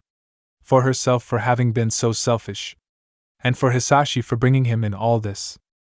Naruto chuckled hollowly. "When he comes to tell me about this, he even started kissing me, so for my friend's heart I encouraged him the all I could." Tears started to fall from his eyes, but he didn't sob but let the water flow. "He was the only friend I had in my whole life." Her eyes widened. Only friend. "Ray." As she looked up, she couldn't help but let her tears fall. It was all her fault. "I will always be your friend, but after all that's happened, I don't think I can pick pieces of my heart again." That finally broke her as she cried her heart out for everything that happened. Naruto just stood there with a lifeless gaze while she cried. When she stopped crying, Naruto turned around and walked towards the stairs. Looking up, Ray saw Naruto walking away, so she asked, "Naruto, where are you going?" He turns around and says, "I don't want to bother you, So I'm going downstairs and I'm gonna kill the dead again. Scared at the thought of losing him, she ran up to him. What are you talking about? That's not something you can take care of all by yourself. He just ignored her and began moving the blockade out of the way. Hey, Naruto? Wait, Naruto? She then starts crying again. By this point, Naruto just decided to jump over it. No! Stop it! She ran up to him and hugged his arm as tight as she could between her fists. I'm so sorry! I didn't mean it! I really didn't mean it! So please! Please stay! Stay with me! She screamed as she held onto his arm, fearing that she would lose him too and leave her all alone. At this, Naruto slowly came down, and then she immediately hugged him and cried while mumbling she is sorry. Hisashi, you will always be in my heart, but so does Naruto. Rei then held Naruto tighter. Naruto just gave her a one-armed hug while staring into the distance. I swear, I will always love you, Naruto, and I will get you to love me as well. While she thought this, Naruto just looked toward the horizon, wondering how their lives will be now. On the day my mission starts, I lost my best friend, and held the girl I once loved for the first time, but I hate myself for it. Why are they eating people? This isn't even funny. Saya Takagi thought as she and Kota Hirano stayed near the walls so they would not get in the way of the panicked masses. Can't be. This can't be happening. Can it, mommy? It's not right? A student boy mumbled aloud as he held the wound on his neck as he slowly walked the hallways. One of the undead then grabbed his face and had him for lunch. Saya and Hirano took that as a good distraction and ran past them. Takagi-san! What do you think you are running to? Hirano asked as they ran down the hall. And what exactly was your brilliant plan? She shot back rudely. I was going to talk to the teachers in the faculty room and then dash. He said but was cut off. That's pointless. Saya said they stopped at a door to look around before running again, this time out on a bridge on the outside of the school.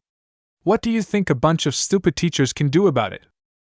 But Takagi-san, this is just, it's kinda, because of this I should. He could not get the right words out, and because of that, Saya stopped, prompting him to as well. I've got a question for you, she said calmly. What is it? She turned and pointed to him. Do you want to die, or do you want to live? Well, that's Hirano said as he looked at the dead teacher next to him. They had the same idea as you. Let's see how that works for them, Saya said, referring to a group of students pounding on a nearby door, which leads to a faculty room. The result was not pretty. As soon as the door opened, the students were mauled by the undead. You want to live, right? Then stick with me. Hirano just nodded, seeing that the loud girl he was with was his best chance to survive. Let's go, Chubby! Although he could do without the names. Naruto-kun, will you do me a favor? What is it, Hisashi? Even through the ups and downs, you have, and always will be my best friend. I don't want to become one of those things. If I fall from here, I will surely die. You were my first and only best friend I ever have, and I am glad it was you. Please take care of Rei, Naruto-kun. Then blood splattered across the roof. With that, Naruto woke up with a start from his dream. Hisashi, I will protect her for you, for me. Rei glanced at Naruto as he was staring at Hisashi's corpse with hollow look. She was a little worried for his friend. He hasn't said anything after that. His bored look is now more hollow than before. What's the matter? She asked. I was thinking about the responsibility Hisashi has left me. What is that? To take care of a brat like you, he said with a small smirk. She puffed her cheeks in aggravation. Mao, that was mean. Naruto chuckled lightly. After all that happened, he needed a break, and this was enlightening. He ran his hand through his blonde and crimson hair. They were at roof for more than 1 hour. Now they have to move and find his other friends. She too smiled, seeing her friends smile. She slowly stood up. I think I am going to call my father again. Naruto nodded his head. All of the sirens seemed to have stopped some time ago, but still. I know your dad's a cop, but the emergency line was jammed, remember? He should have called me by now, which means city in chaos too, he thought. Rei just smiled and started to dial in a number. There's a secret number I can only call in an emergency. It rang for a while, but someone eventually picked up. It got through, Ray said in happiness. Dad? Hello? This number, is it you, Naruto? Daddy? Daddy, we're at school and… Is it Naruto? Did Ray give you this number? Is Ray okay? Crash. The signal's too. Daddy? Can't you hear me? Listen, Naruto, please dash. Protect Ray, the city is… Daddy? Daddy? Bang. It was quiet for a moment, then the call resumed. Got it? The city is in complete chaos, get out of dash.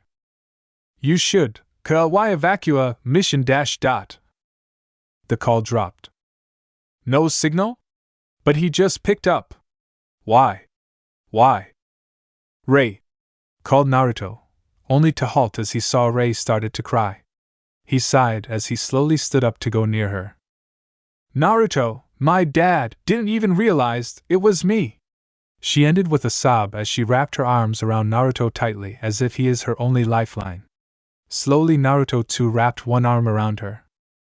She didn't have to worry, Naruto will be with her. Takagi-san, I know it is against school rules, but do you have your cell phone on you? Hirano asked as they sneaked through a hallway full of the undead. Okay, they were near the hallway, near a stairwell. I'm a straight-A student, she stated with irritation. Besides, even if I had one, who would I call? The police, maybe? Hirano offered. God, you're so stupid, Saya said. Look how serious this is, there's no way people haven't called them already. But yet we have not heard a single siren. So now you know. So this, happening all over?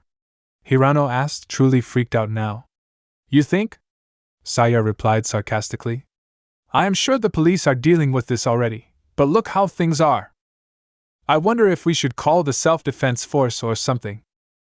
I would not expect much from them. I know they can't do much without the government's order, but dash. That's not what I meant, Saya said with a twitching eyebrow. Well, what did you mean exactly? Hirano asked while accidentally bumping into her. Pushing him away, she said. They're just like the police. What do you think would happen if people were eating people in all the cities out there? Listen, there are 130 million people. How many of them do you think work for the self-defense force? And what if the same things have been happening inside the self-defense force? That should have gotten the point across, but they didn't have much time left because one of them came walking down the stairs. Come on! We need to go! Okay, stuttered the gun freak. You're lucky that Naruto isn't here and one of your friends. I am such a nice person. Saya growled out, irritated that he was freaking out still. Huh? You know Naruto? Hirano asked as they ran. In the nurse's office, a student was freaking out while killing his friend, who had become one of the undead. While that was going, Shizuka was gathering medical supplies to put in her bag.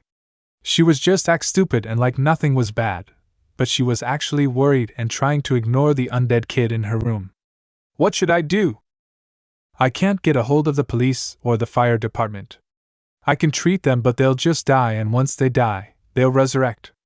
This is just like that George Romeo movie I saw. I don't think it is time to be impressed, the student boy said, out of breath. Let's get out of here, Shizuka-sensei.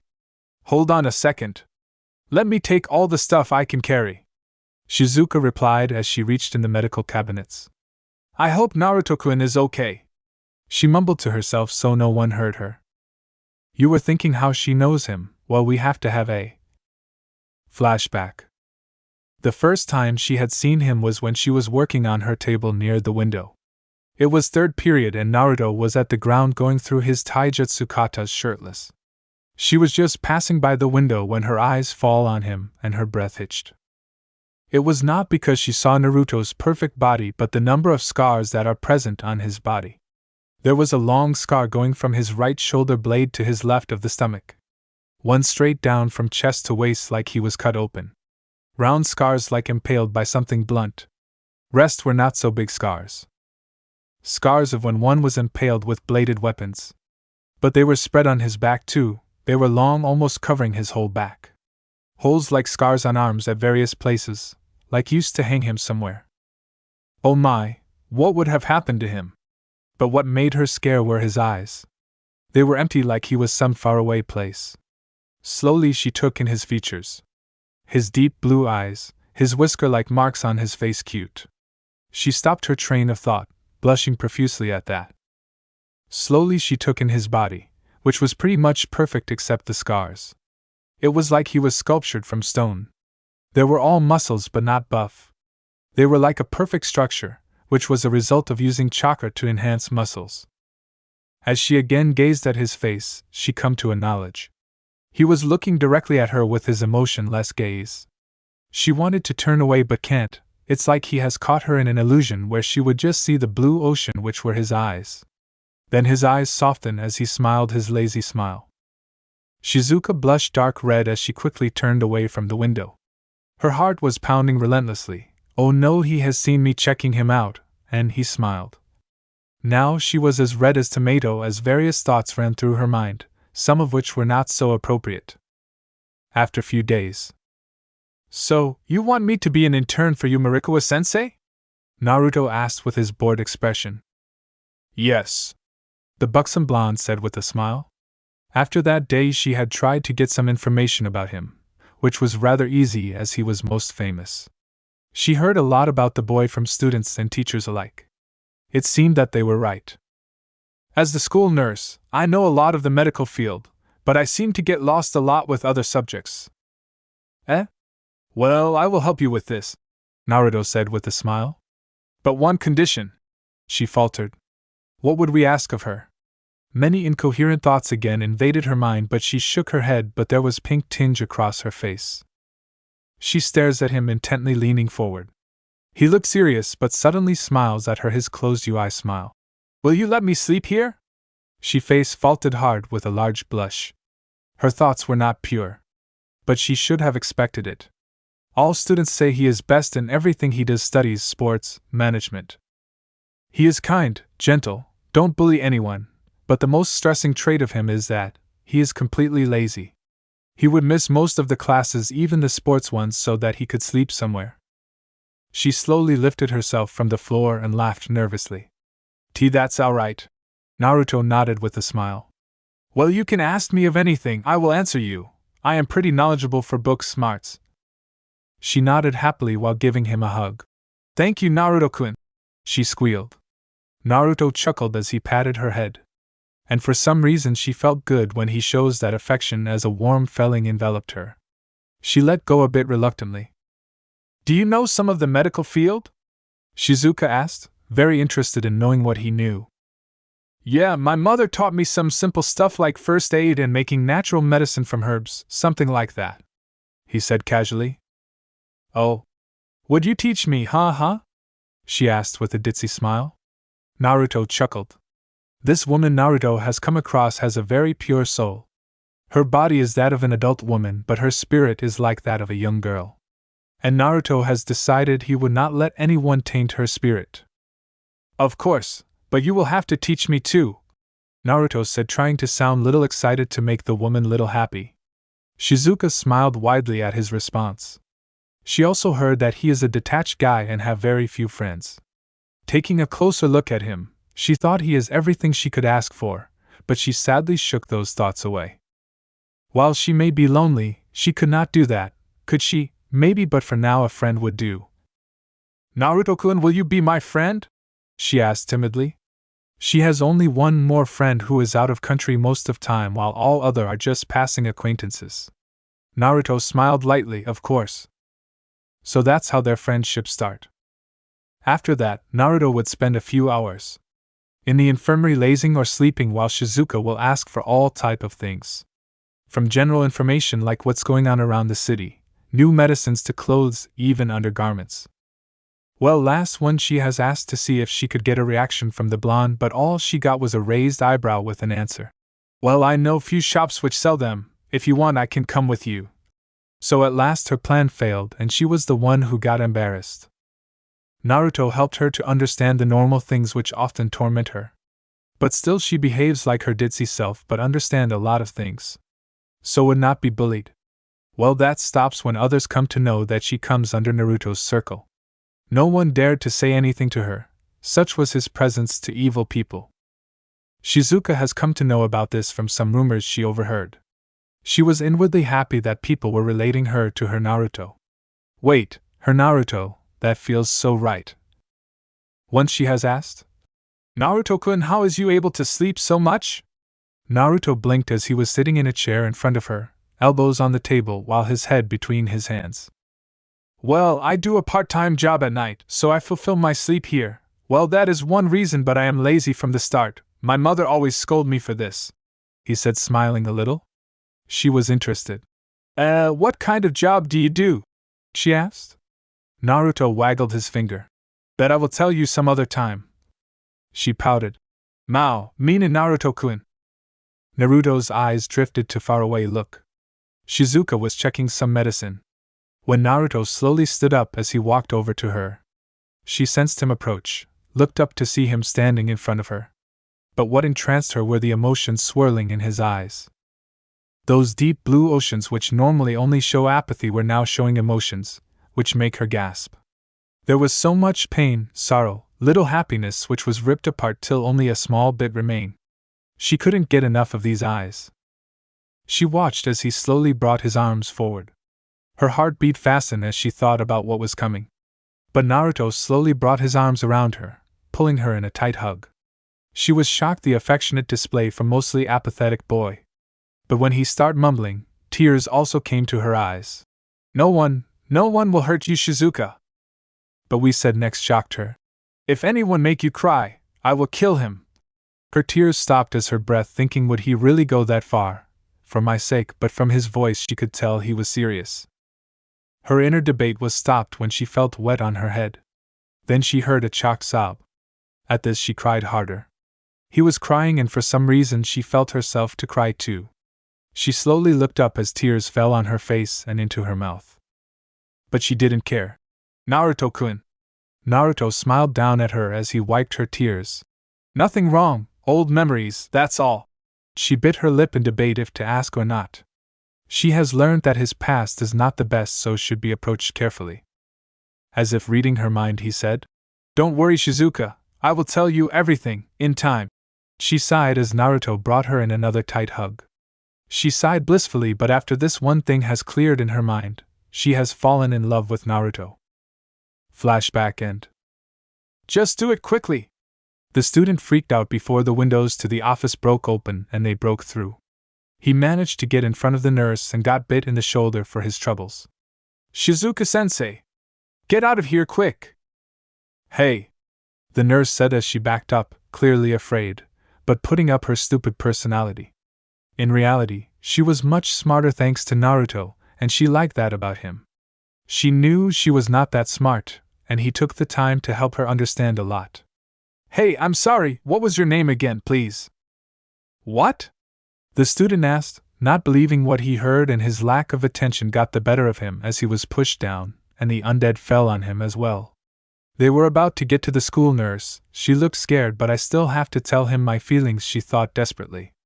But thankfully someone came to the rescue.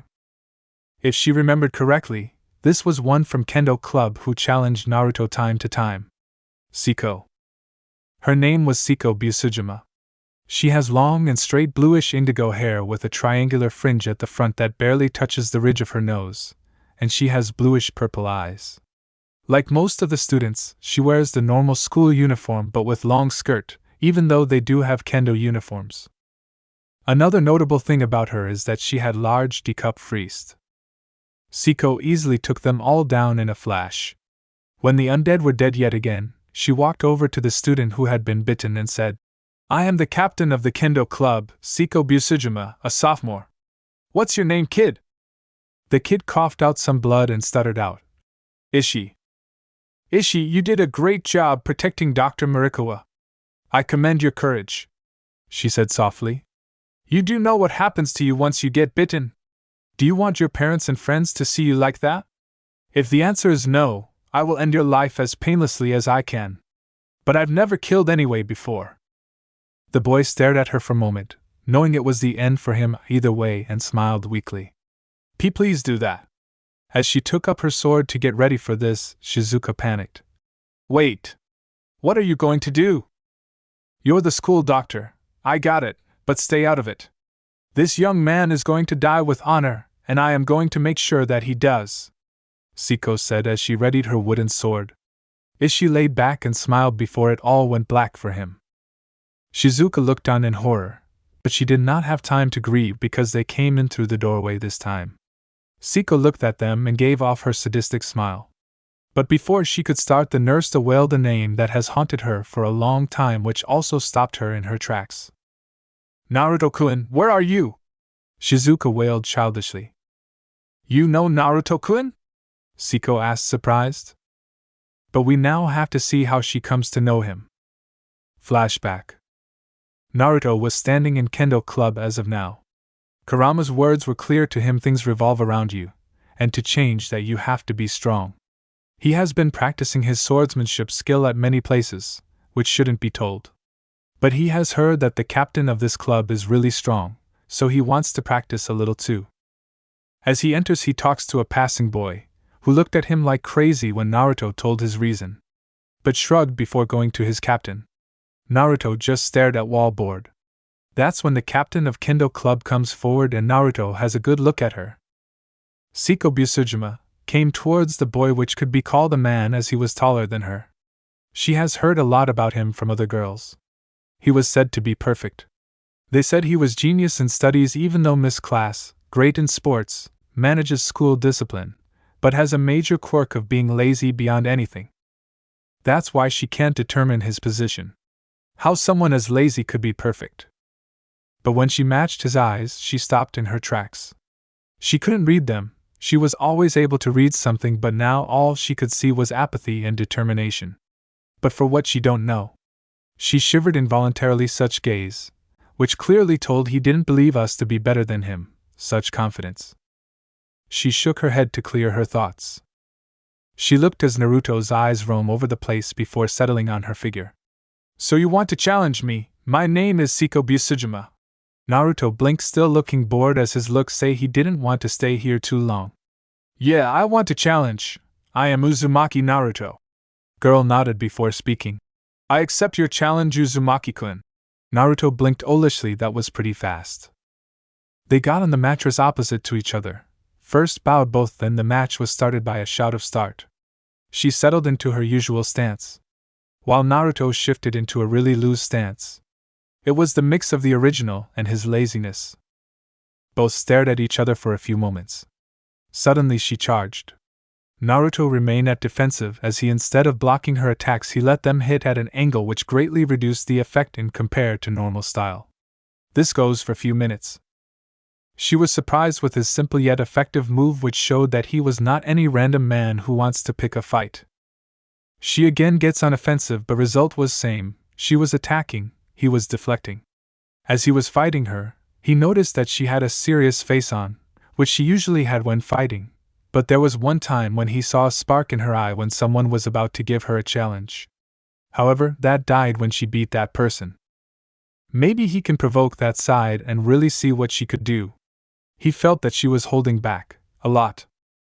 Siko noticed that crimson blonde's expression hasn't changed at all. He was looking as bored as he was when he came, with his half-lidded eyes with a lazy small smile. It felt like he wasn't even trying.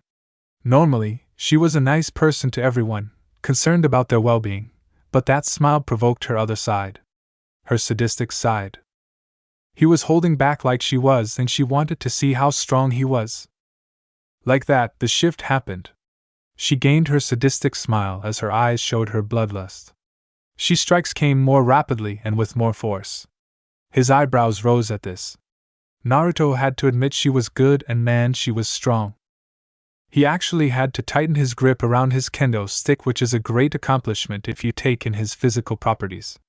He could also felt about chunin amount of chakra present in her. So she has trained her mind and body to a level that she was able to increase her chakra reserves. What a great spirit. He looked back at her face to see that sadistic smile, and he wondered off-headedly if she was turned on by this. But a perverted comment from the fox made up for it. That was a mistake to be distracted like that, because she got in a hit on his cheek. The strike was so fast that it drew some blood. Siko looked on wide-eyed and she lost her sadistic side in concern for her opponent. However, before she could ask if he was all right, his expression changed to that of confusion, like he didn't even felt it. He reached up to touch his cheek and wiped the blood off with his thumb before seeing it, then bringing it closer to his mouth, licking it clean. That scared the other club members and made her a bit nervous plus embarrassed at his licking. She blushed red, finding the scene hot. But she has to think. Somehow he looks more sadistic than before. He gained a gleam in his eyes as apathy is replaced by amusement. He got a dark grin. She shivered at his look. From what she has heard about this boy, he shows little emotion, and when he grins, it always brought trouble. He chuckled lightly. Tossing his wooden sword in air, he got in a wide stance. His legs were apart, one in front, one in rear. Knees bent lightly. That's when he caught the sword with his left hand. People don't know it, but he is ambidextrous. His right hand is for strong strokes while left has more precision and speed. He caught the blade in a reverse grip, while right hand was forward with blade rested on back side of his palm.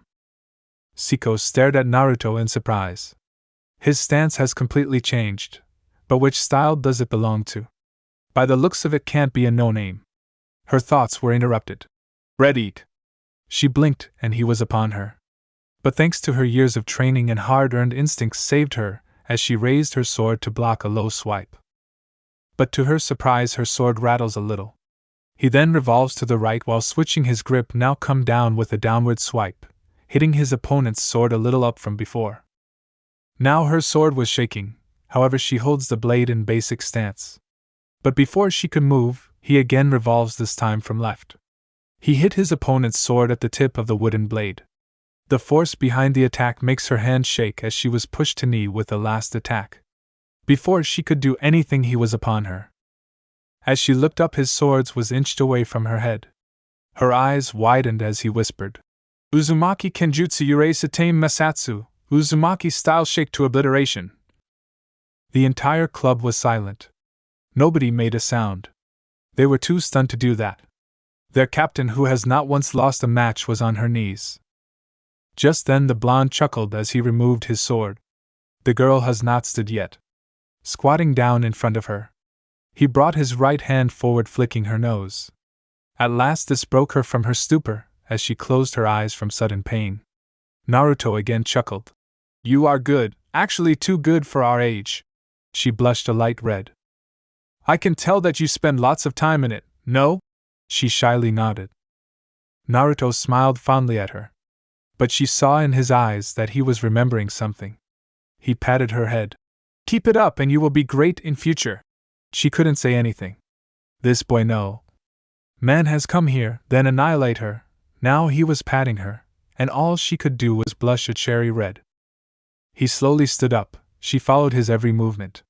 His grace is that of a warrior, she could tell. He goes to the side bench where his jacket and that long kodachi type blade were placed.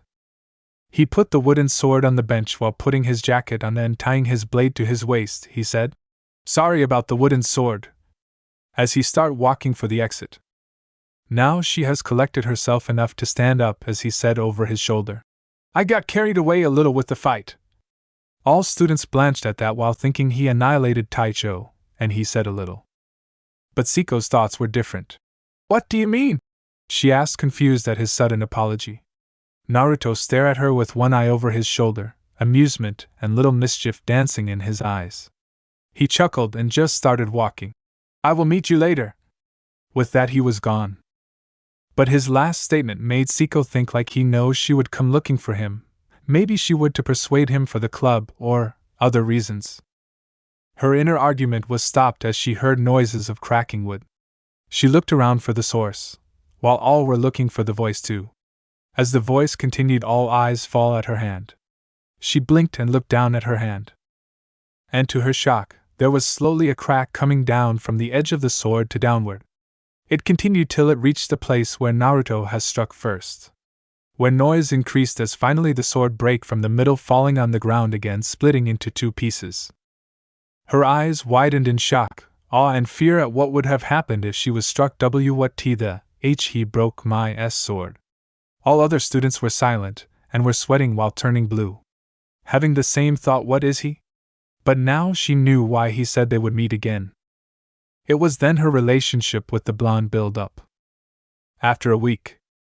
Last week Siko has asked her father, who was the master of Busujima family and a great master of sword. She has asked his father if he knew anything about Uzumaki Kenjutsu. But all he does was looked at her in confusion as he asked, "No, this is the first time I have heard of this style. From where do you heard it?" She was a little embarrassed at telling her father about a boy, but hid it well with her curiosity. She told him about the Uzumaki Naruto, and how he has joined the school just few months ago. And when he was told to join a club, he has visited their club where he challenged her and then defeated her. She doesn't left a thing out, well, except his patting, compliments, and blushing. To say his father was surprised was an understatement. He was shocked. Her daughter is one of the most skilled master in the family. For her to be defeated in just one move. He stroked his chin. Uzumaki, I have never heard of this family. I will search a little about it. Does he say anything about your skills? He wanted to listen about the opinion of a skilled fighter other than him. Her cheeks gained a pink hue. He has said I am too good for my age, and that I must have spent lots of time practicing. He also said to keep up and I will be great in future. She finished her sentence too quietly. His father just laughed at her daughter's embarrassment. She just blushed more intensely. He spoke. True, he deciphered it quite accurately. I will search for it. Siko nodded and left the room. Another week later. The rumor of her defeat spread like wildfire. The people who were first wary of Blonde were now downright terrified. Her father searched for the name thoroughly as he too was interested, but to her dismay he couldn't find anything. So she decided to approach the root of the problem with some indirect questions. And she found him where students has told her, sleeping at the roof. As she approached him, opened one of his eye half-lidded. He stares at her. You came, Busujima-senpai. He drawled every word. He slowly stood up. So, what can I do for you? She fidgeted a little under his bored gaze. What is wrong with me? He is just staring at me and I am all nervous. But she asked, I want to ask a few questions. Naruto sighed, then brought his hand forward. Then first we should introduce ourselves and you have to become my friend. He smiled at her. She smiled back, so what she heard was true. He is kind, gentle, and many more things. Of course, I am Busujima Siko. I am Uzumaki Naruto. So, ask, I will try to answer but can't guarantee of all. She nodded. Where did your family came from? Naruto sighed, as he leaned against the railing. There is a small town few cities away from here to north, whose history is of warriors. She blinked. Well, that was vague, but she got a clue. Last question. Would you join the Kendo club? Naruto stared at her but then shook his head. Sorry, but no. But why not? She asked immediately. You have skills better than mine. Naruto stared at her seriously. Because, she leaned a little, it will cut my sleeping time. He finished with his eyes closed smile. She face faulted hard. She stood up, rubbing her forehead. Now she was sure of one more thing. His legendary laziness was real. Before she could protest. I have few other reasons, but I will tell you that later. But I will be there whenever you need help. After all, we are friends. She smiled and nodded. After that she would challenge him from time to time. Results will always be the same, but she improved greatly as he would give her tips while touching her with his soft touches to make her correct. She would just blush furiously while being stuttering mess. Really, she can't understand what happened to her while in his presence.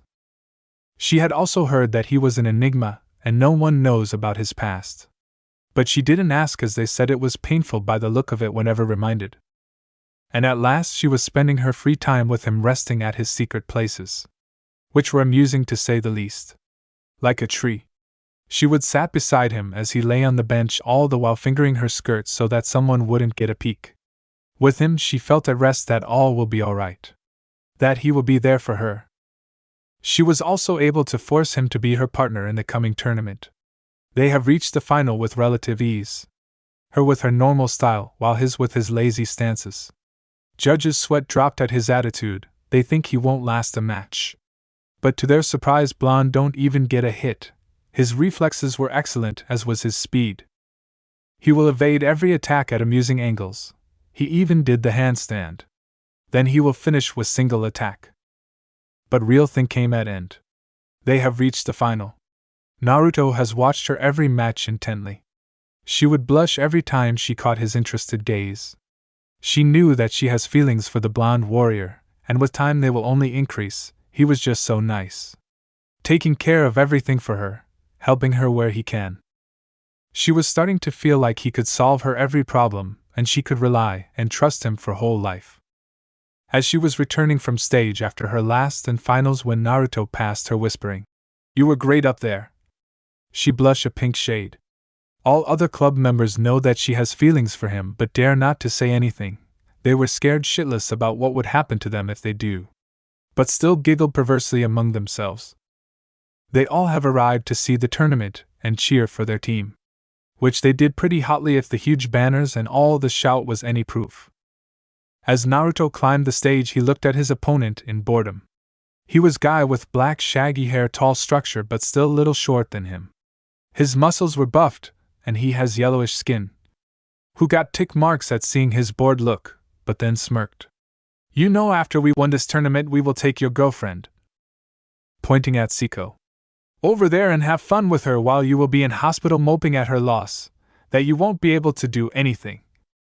Entire stadium was silent after this comment. Nobody tried to talk as waiting for the response. All Kendo Club members were extremely pissed but now pitted his opponent. They knew what Naruto do to those who trouble his friends. Some of those people won't even come to school for a few weeks. Siko, while not entirely affected by the statement, stared at Naruto in concern. She knew he treasured his friends to great lengths. But she also wanted to hear his response. He lowered his head as his eyes were shaded. Then suddenly killing intent started leaking from him.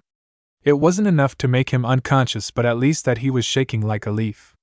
Others also feel this, and it was making breathing hard. Naruto adjusted a new stance, legs wide, knees bent, sword in his right hand in normal and tight grip, resting on his left side in a quick withdraw style, and said in a dark voice, "Referee, start the match." Siko's eyes widened. "He will use the style here." She tried to console him.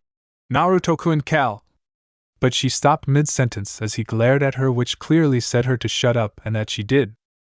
His opponent was still shaking. Referee, even with the feeling of death, stuttered out, "H Hajime." Just then Naruto revolved to his right, bringing out his sword in side swing.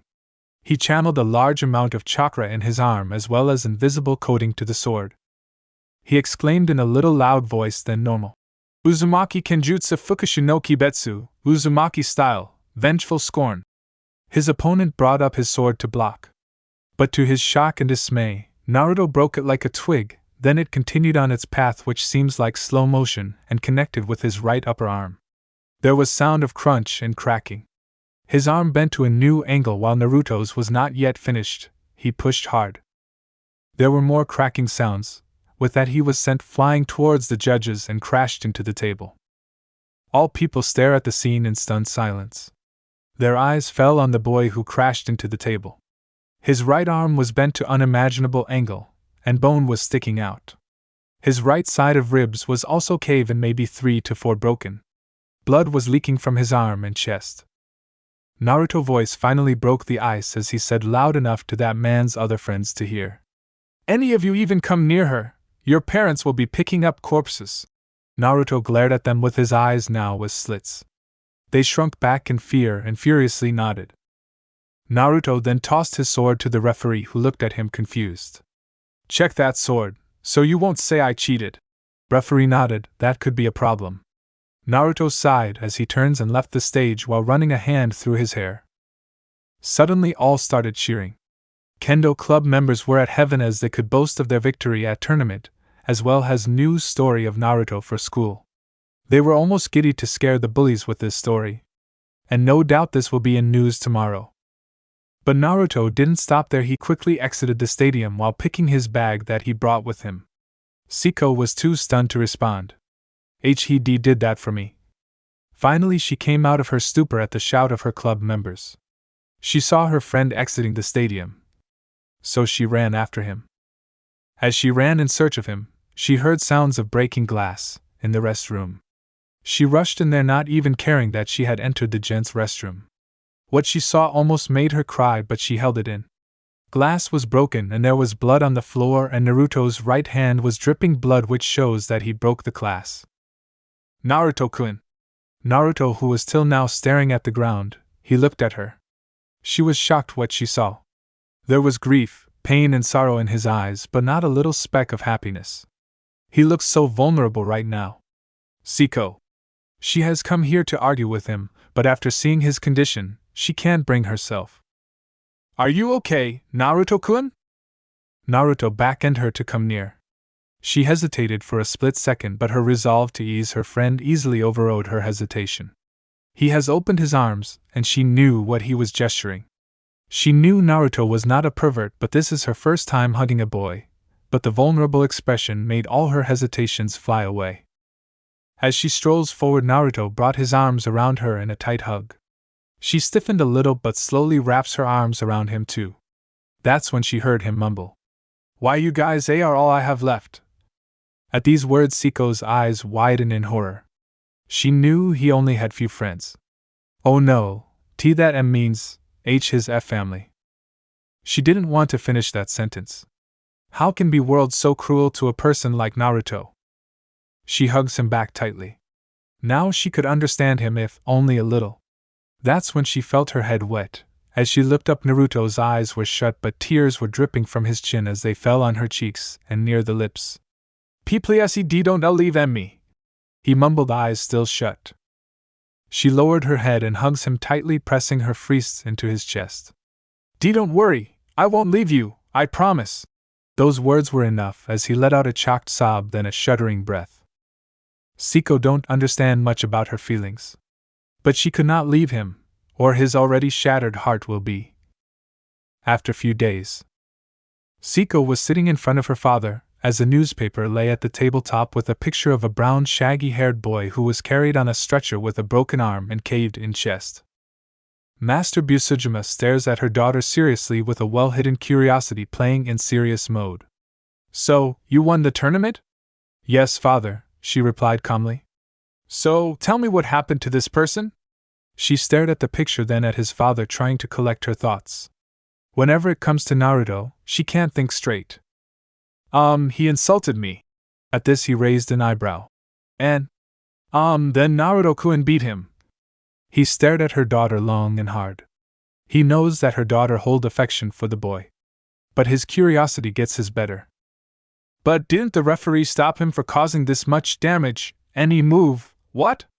"He only used one move." Now Master was perplexed as well as incredulous. "You mean, he does that much damage in one move?" "Yes, he used one of his family kenjutsu moves." "What was the move?" he asked seriously while she nodded. "Uzumaki kenjutsu fukushu no kibetsu, Uzumaki style, vengeful scorn."